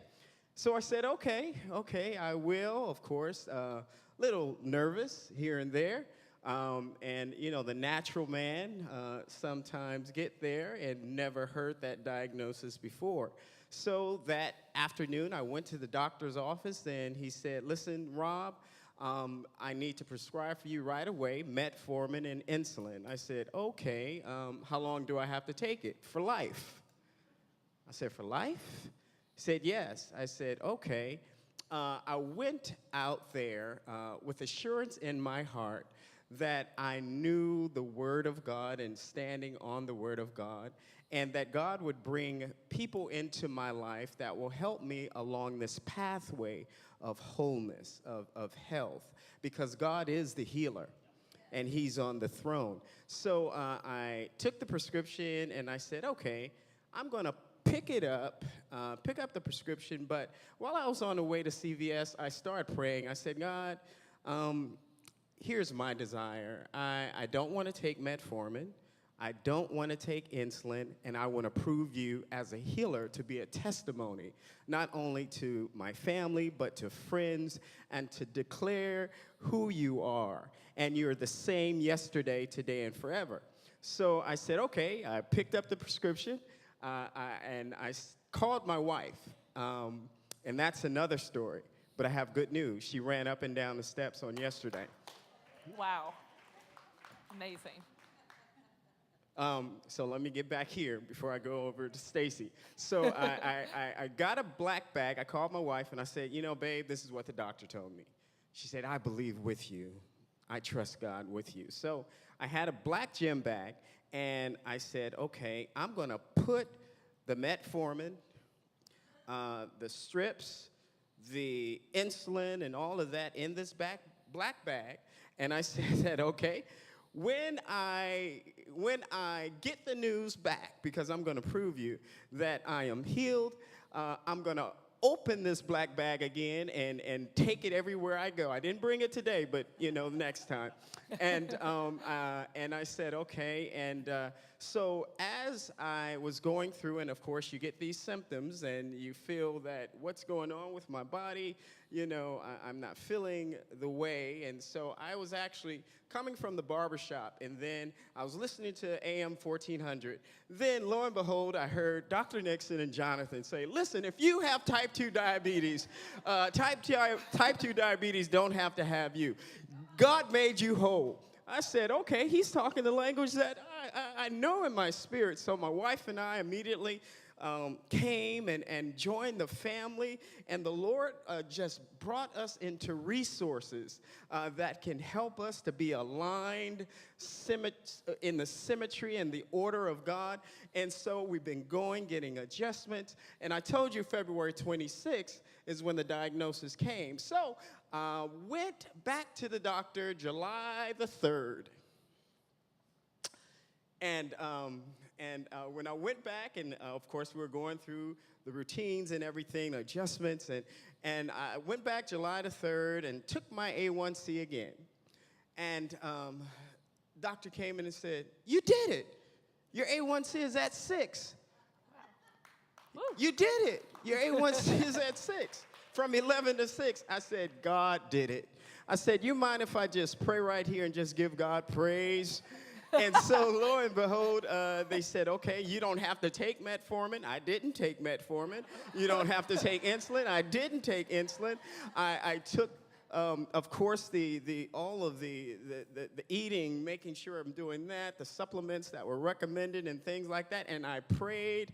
And today I stand whole, healed, taking my blood pressure every morning. It's like 112 over 74 and 120 over 74. My pulse, where it was 116, is now like 84, 86. And I say, God, I thank you. And I just wanted to declare that God is the same yesterday, today, and forever. He is not a respecter of persons. I don't care what type of disease you may have. God is a healer. And can we just give God praise and place him on the throne? Place him on the throne. Sickness is not on the throne. By his stripes you are healed in the name of Jesus. So I thank you and I celebrate it. Next time I'll bring my black bag so you can see it. Hey, yes, God bless you. Amen. I love you, man. Y'all clap for him. So good. Thank you, Jesus. I love you, bro. It's so good. I love celebrating the testimony because what it says is if he can do it, then I can do it too. If that guy can overcome that, an A1C through the roof, high blood pressure, if he can overcome it, then I can do it too. Because the same stuff that's in him is the same stuff that's in me. The same God that's in him is the same God that's in me. It's on the inside of you. And here's the deal too. I want to speak to this real quick. There are people, and maybe people in this room, who would say, well, especially when what you see all the time. This is what we talk about, Pastor Rob. We talk about I walk by faith, not by sight. Because if all I see is sick people around me, if all I see is more people on drugs, more people on medications, my family getting worse, that's all I see. That's what I'm going to walk by. But if we walk by faith, if we walk by the testimony of what I saw, what you just saw right here is a miracle in motion, right? And in the word is perseverance. It's the word for you. It's the word that's perseverance. How do I get from what I'm promised? Because I know what I'm promised. I'm promised health. I'm promised wholeness. It's in me. It's what God created me for. How do I get from what I'm promised, right? From what I have, that word perseverance. That word is perseverance, right? And so we walk through it. I love you, my friend. Hey, for any of the guests in here, you guys want to get checked out, you'll go to the back. The way we do, you want to talk through this? Sure. Okay. Because she knows how we do this. Processing. And I'm just excited for Just go to the back tent. Our team members will be there. It's $97. That covers your initial consultation, x-rays, as well as your very first adjustment. When you come in, we'll give you a tour of the office. We are huge with just answering questions. So please come with your questions. I used to be the biggest chiropractic skeptic ever. We've been together since high school. So some people are like, oh, you married the doctor. I'm like, I made the doctor. No, we've been together for way longer than that. He was actually going to be a surf bum, so we've come a long way. Hey. Still loved go ahead. him. I got one more person who's going to share after you're done. Okay. So yeah, used to be the biggest chiropractic skeptic, asked a gazillion questions when I first went to my first chiropractor. He was almost graduated. So yeah, he did not answer them as great as you guys get to hear the answers. So anyway, my point is bring your questions to the office. We'd love to answer them. Answer any hesitations that you have, because I get it. It's a totally different world than anything you've ever been to. Also, please understand that if you are a guest, we do not have your typical calm, quiet office. Patience, yeah. Sometimes. It's fun. It's when it's loud. We closed. get to hug each other and high five, and it's amazing. Robert shared, that's why we love our jobs, because we get to do that every day. It's unreal, and we love it. So if you're here and a guest, if you have questions, go to the back table. We'd love to get you plugged in and, yeah, get you some help. Cool. I got one more. Alexis, you know, come up here, run up here real quick. We'll share. Y'all clap for Alexis. She's awesome. This is so cool. It's so cool. All right. Autoimmune diseases. When people get diagnosed with autoimmune disease, what they say is your body is attacking itself. Okay, that doesn't make sense to me, because the way my body works, my body actually loves me. Your body loves you? My body loves me. It doesn't want to attack me. It's not out to kill me. So you got diagnosed with autoimmune disease. Give them the background story and then what happened walking through the process. I like your glasses. I got to get new boots, new glasses. I'm going to look cool next time. Hello, everyone. Well, my name is Alexis. I'm 23. I was diagnosed with lupus when I was 20. I didn't really, actually, I wasn't 20. I was a little younger than that. It's been like, it's been 18, high school. So it all started in high school. I was having nosebleeds, and I was running track, normal kid, basically. So I actually started having a lot of nosebleeds, and the doctor told me basically, your body is just overheating. So my mom like, okay. She didn't even think to ask. I didn't either. As long as I could run track, I didn't care. So then after that, I started having little spots on me. They told me it was eczema. So they gave me the cream. They said, whenever it itch, just use this. Okay, anyways, we did that. Then after that, I started feeling weak, started getting sick. Nosebleed was, usually it will run for like 10 minutes, it'll stop. I had the first bad nosebleed. I bled for almost 6 hours. We were doing home remedies to try to stop this nosebleed before I actually went to the hospital. What made me go to the hospital is I started getting real weak, to where I told my mom, I was like, Mom, I can't take it. So she started getting scared because my voice started going real low. So we went to the hospital. They ran all types of tests, cancer, everything. They were like, what runs in your family? Diabetes, all of this stuff that runs in our family.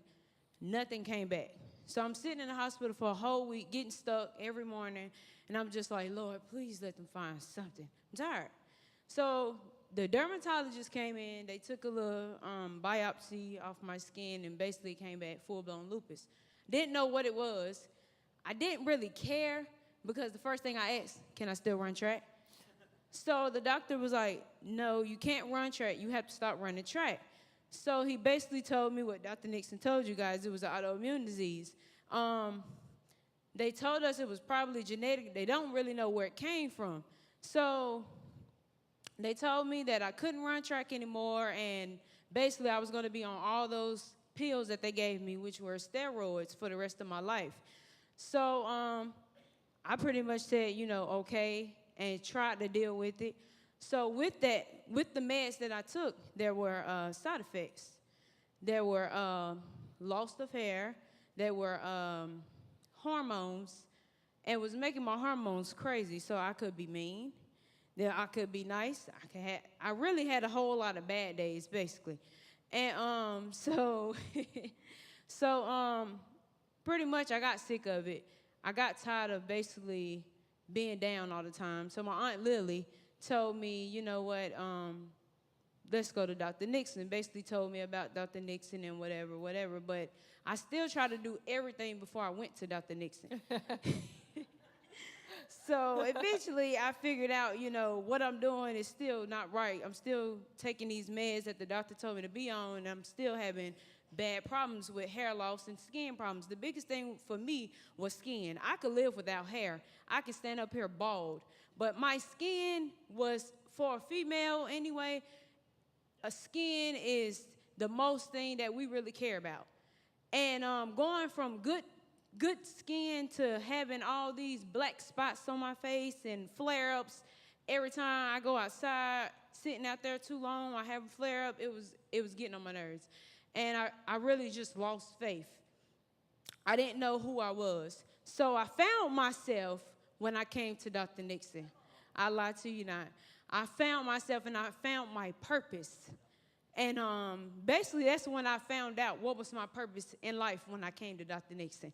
I did everything he told me to do. I mean, everything. I went from eating poorly to 100%. 100%. I mean, I like to, I could have some chocolate in my face right now, and I would tell you, I'm not going back from where I came from. I would never go back to where I came from. And now I went to the doctor, and every time I go to the doctor, I get good reports. And every time they draw my blood, I be so excited. They're like, stay still. And I'm just like, I know, I'm just ready to get these test results. And it really, really changed my life. And I'm telling you, I am telling you, if you do everything you are supposed to do, you will get the results. I did everything I was supposed to do. I got the results. I got off a lot of meds myself because with lupus, they still want you, they really try not to get you off nothing. They don't really believe you can reverse it. But I reversed my lupus. I don't have flare-ups anymore. I don't take none of that medicine. I take the supplements and I work out like crazy. I was the best in track, and I believe I still got it because I still work out like crazy. I get up, I want to work out, and it's just like I feel like myself again. I'm happy again. My purpose in life is to keep telling my testimony and keep encouraging people to do what you have to do and put your health first so you can live a good life. Woo! Beautiful. That's so good. Give me a hug. Love you, girl. Proud of you. I'm proud of you. That's cool.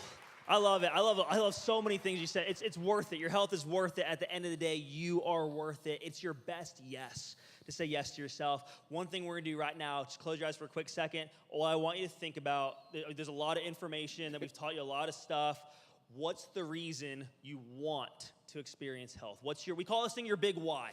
Just think about it. It doesn't have to be weird. You don't have to cry. You can if you want to, right? But what's your big why? What is the reason why you choose to say yes to taking care of your health? Maybe it's the person next to you. Maybe it's someone you love who's just sitting next to you, and you would say, she's worth it for me to be around. She's worth it for me to take care of my health. I want to be around for my family. I want to be around for my kids. I want to see my grandkids grow up. I want to experience my purpose in life. I know God has more inside of me for me, but I'm not going to be able to experience unless I get this stuff out of me, right? What's your big why? What's the reason why, or the people why you want to take care of your health and take care of your life?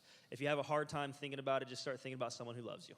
Think about the people you pray for when you go to bed at night. These are the people. This is your big why. Start grounding yourself. This becomes your anchor, right? You got it? This is your anchor. Because what's going to happen is you're going to leave this place, and you're going to see the Krispy Kreme sign. And it's going to flash at you, and it's calling your name. I'm just kidding. But you're going to experience stuff and things outside these walls. Again, it's not about perfection. It is about progress. If you can stand firm on the anchor of why you want to take care of your health, you can do it. Just like all these people up here, just like all the stories, just like all the testimonies, you can do it. You can do it. We got a couple other events coming up we're going to share with you guys, and then we're going to show you the 14-day detox. Go for it.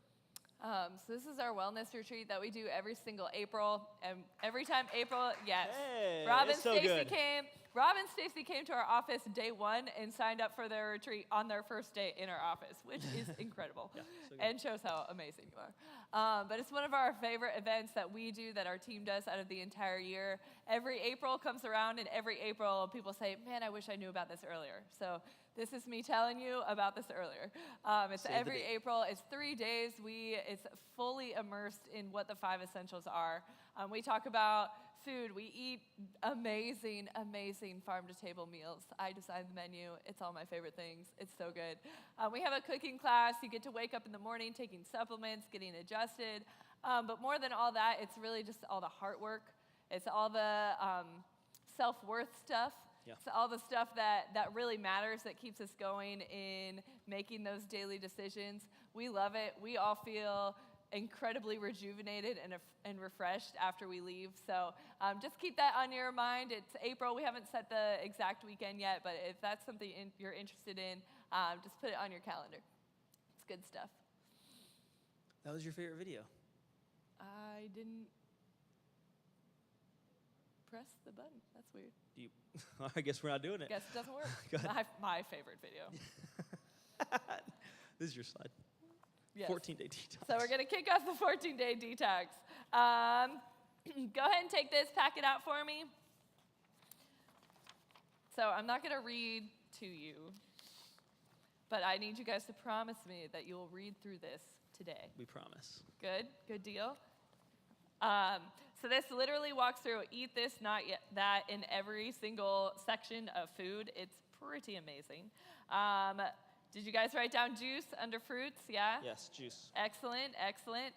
So when you guys leave, please read through this because it's going to really give some clarity through what to eat on what we call the advanced plan.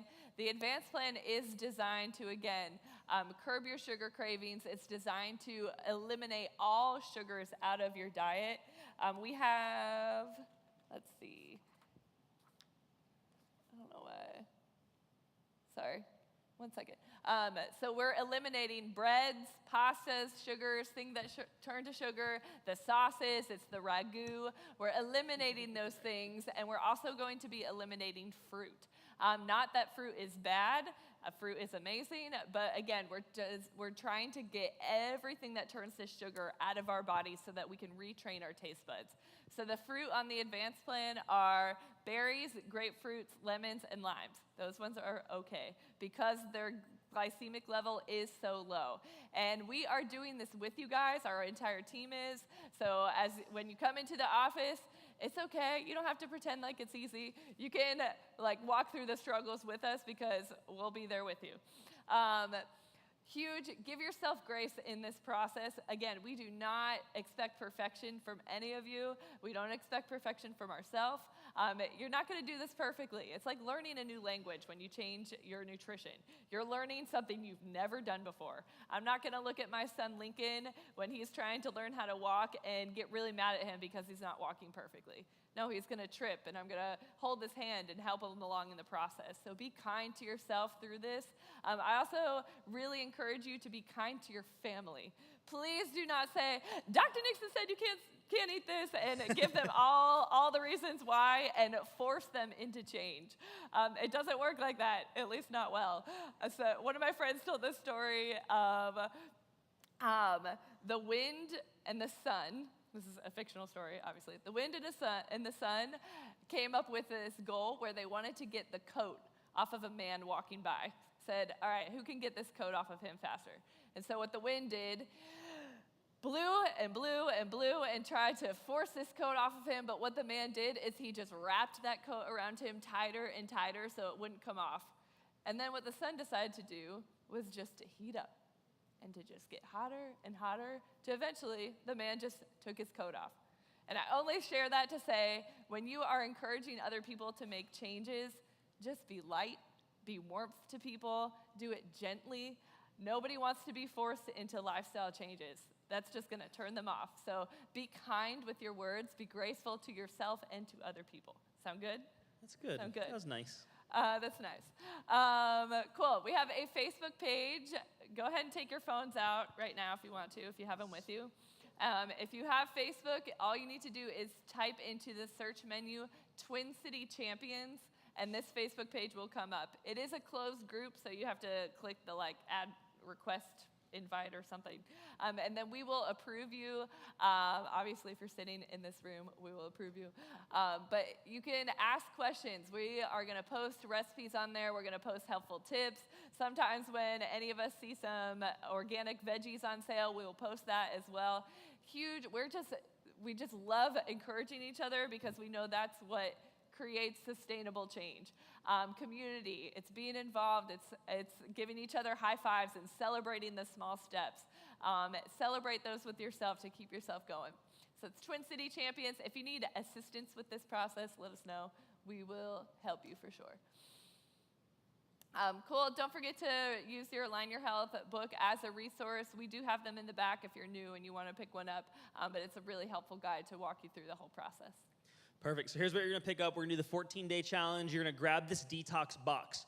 This is the one, really the important thing in there is what's called glutathione. You don't have to remember that word, but glutathione is your body's natural detoxification system.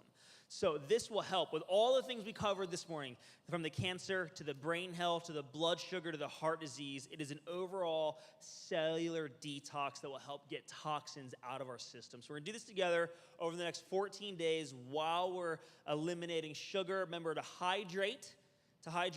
When you open this box, there are 2 bottles in there. One you're going to take in the morning, and one you're gonna take at night. I'll show you that. The one you're gonna take at night is, the ingredient is activated charcoal. Activated charcoal does all of this stuff. It binds to toxins, helps your digestive system, reduces inflammation, and will help with cholesterol levels. Here's how I remember this. The cell detox I'm going to take in the morning. So cell, sunrise. I know they don't both start the same letter, but cell, sunrise, and my body one I'm gonna take at nighttime, so my body detox I will take at bedtime. And if you forget, the instructions are on the box, and they're in your packet. We try to make it real easy for you guys, so we'll do that over the next 14 days. If you wanna jump on board, if you're looking to jump on the blood sugar one, you're gonna add in the Max Fit, and you're gonna add in the protein. Okay? If you're looking to do the brain health one, you're gonna grab the omegas, remember the fish oil, or just test your fish oil at home, and you're getting the vitamin D, increasing the brain-derived neurotrophic factor, right? That's the one that limits dementia. If you're doing the heart one, this is the one that I'm doing. This is the one I continue to do, the CoQ10. I'm grabbing that, and then I also add in fish oil if you're not taking it, and if you really, really want to, and you feel like it would benefit you, add in the magnesium. I add that in because I do the cardiovascular one. And then this is the one for the immune system. This was the video where we saw the apoptosis. Y'all remember the P53 gene? Right? P53 gene is triggered and turned on by those 2 things right there, the vitamin D and the curcumin. So add those if you're looking on the prevention side of cancer. So pick one of those, add those into your body. I have one more video to show. Is there anything else you want to share? It's a 14-day challenge, and again, it's 14 days to jumpstart into health. We don't think that 14 days is gonna just fix us all, right? It's 14 days to give us a tangible number, knowing that it's practical, knowing that, okay, 14 days, I can do this. And then our hope and goal for you is at the end of the 14 days, you realize, okay, maybe I can change more than I realize. But yeah, we love you guys a lot.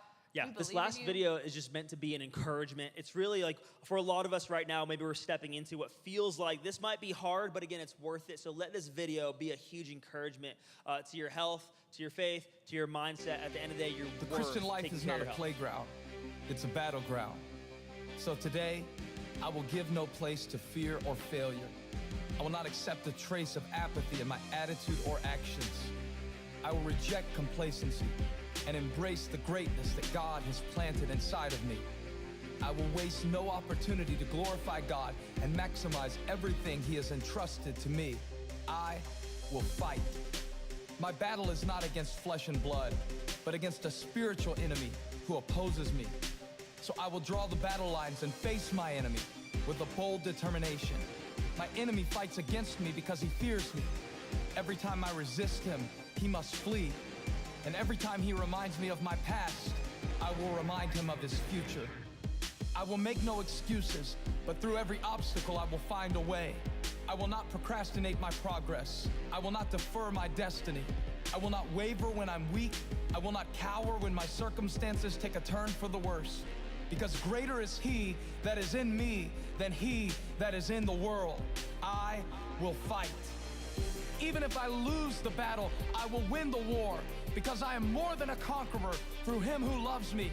I will reject the lies that echo in my mind, telling me that I don't have what it takes, that my best is behind me, or that humiliation awaits me. The devil is a liar, and my God always causes me to triumph. Through Jesus Christ, my Lord, I will fight. I'm unashamed to represent a kingdom that is unshakable. No one will be able to stand against God's plan for me all the days of my life. With my God, I will advance against every troop. With His help, I will scale every wall. Though my enemies surround me, my God surrounds my enemies. Though they may come at me one way, they will flee 7 ways. Because no weapon formed against me will prosper. And every evil thing that rises against me, I will condemn, I will fight. My heart is steadfast. My purpose is immovable. I am always abounding in the work of the Lord. And my potential is unlimited because the limitless God lives within me. I will fight. The cross is before me. The world is behind me. I'll never turn back. I'll never give up. I'll never settle. I'll never stop short. I will press toward the mark for the prize that is already mine. For I am persuaded that neither death, nor life, nor angels, nor principalities, nor powers, nor things present, nor things to come, neither height, nor depth, nor anything else in all creation shall be able to separate me from my God. And if my God is for me, who can be against me? I will fight. That's good. Is that good? Where the world or the medical model sees problems, we see potential. We see so much potential in who you are because of whose you are. It's in you. It's for you. Health is in you. Healing's in you. We love you guys. We bless you. We believe in you. We're excited to do the 14-day challenge with you. Stuff is in the back. Product lines are open. You can grab your stuff on discount back there. We'll hang out and answer any questions you have. We love you guys. Bless you. And we'll see you later. Woo. Have a good weekend. Have a good Saturday. Oh, we kick off the 14-day challenge on Monday. Yes. We didn't say that. Monday. So you guys got all day today and tomorrow to go grocery shopping. Woo. That donut burger. I keep going back to that. Oh, Keenan.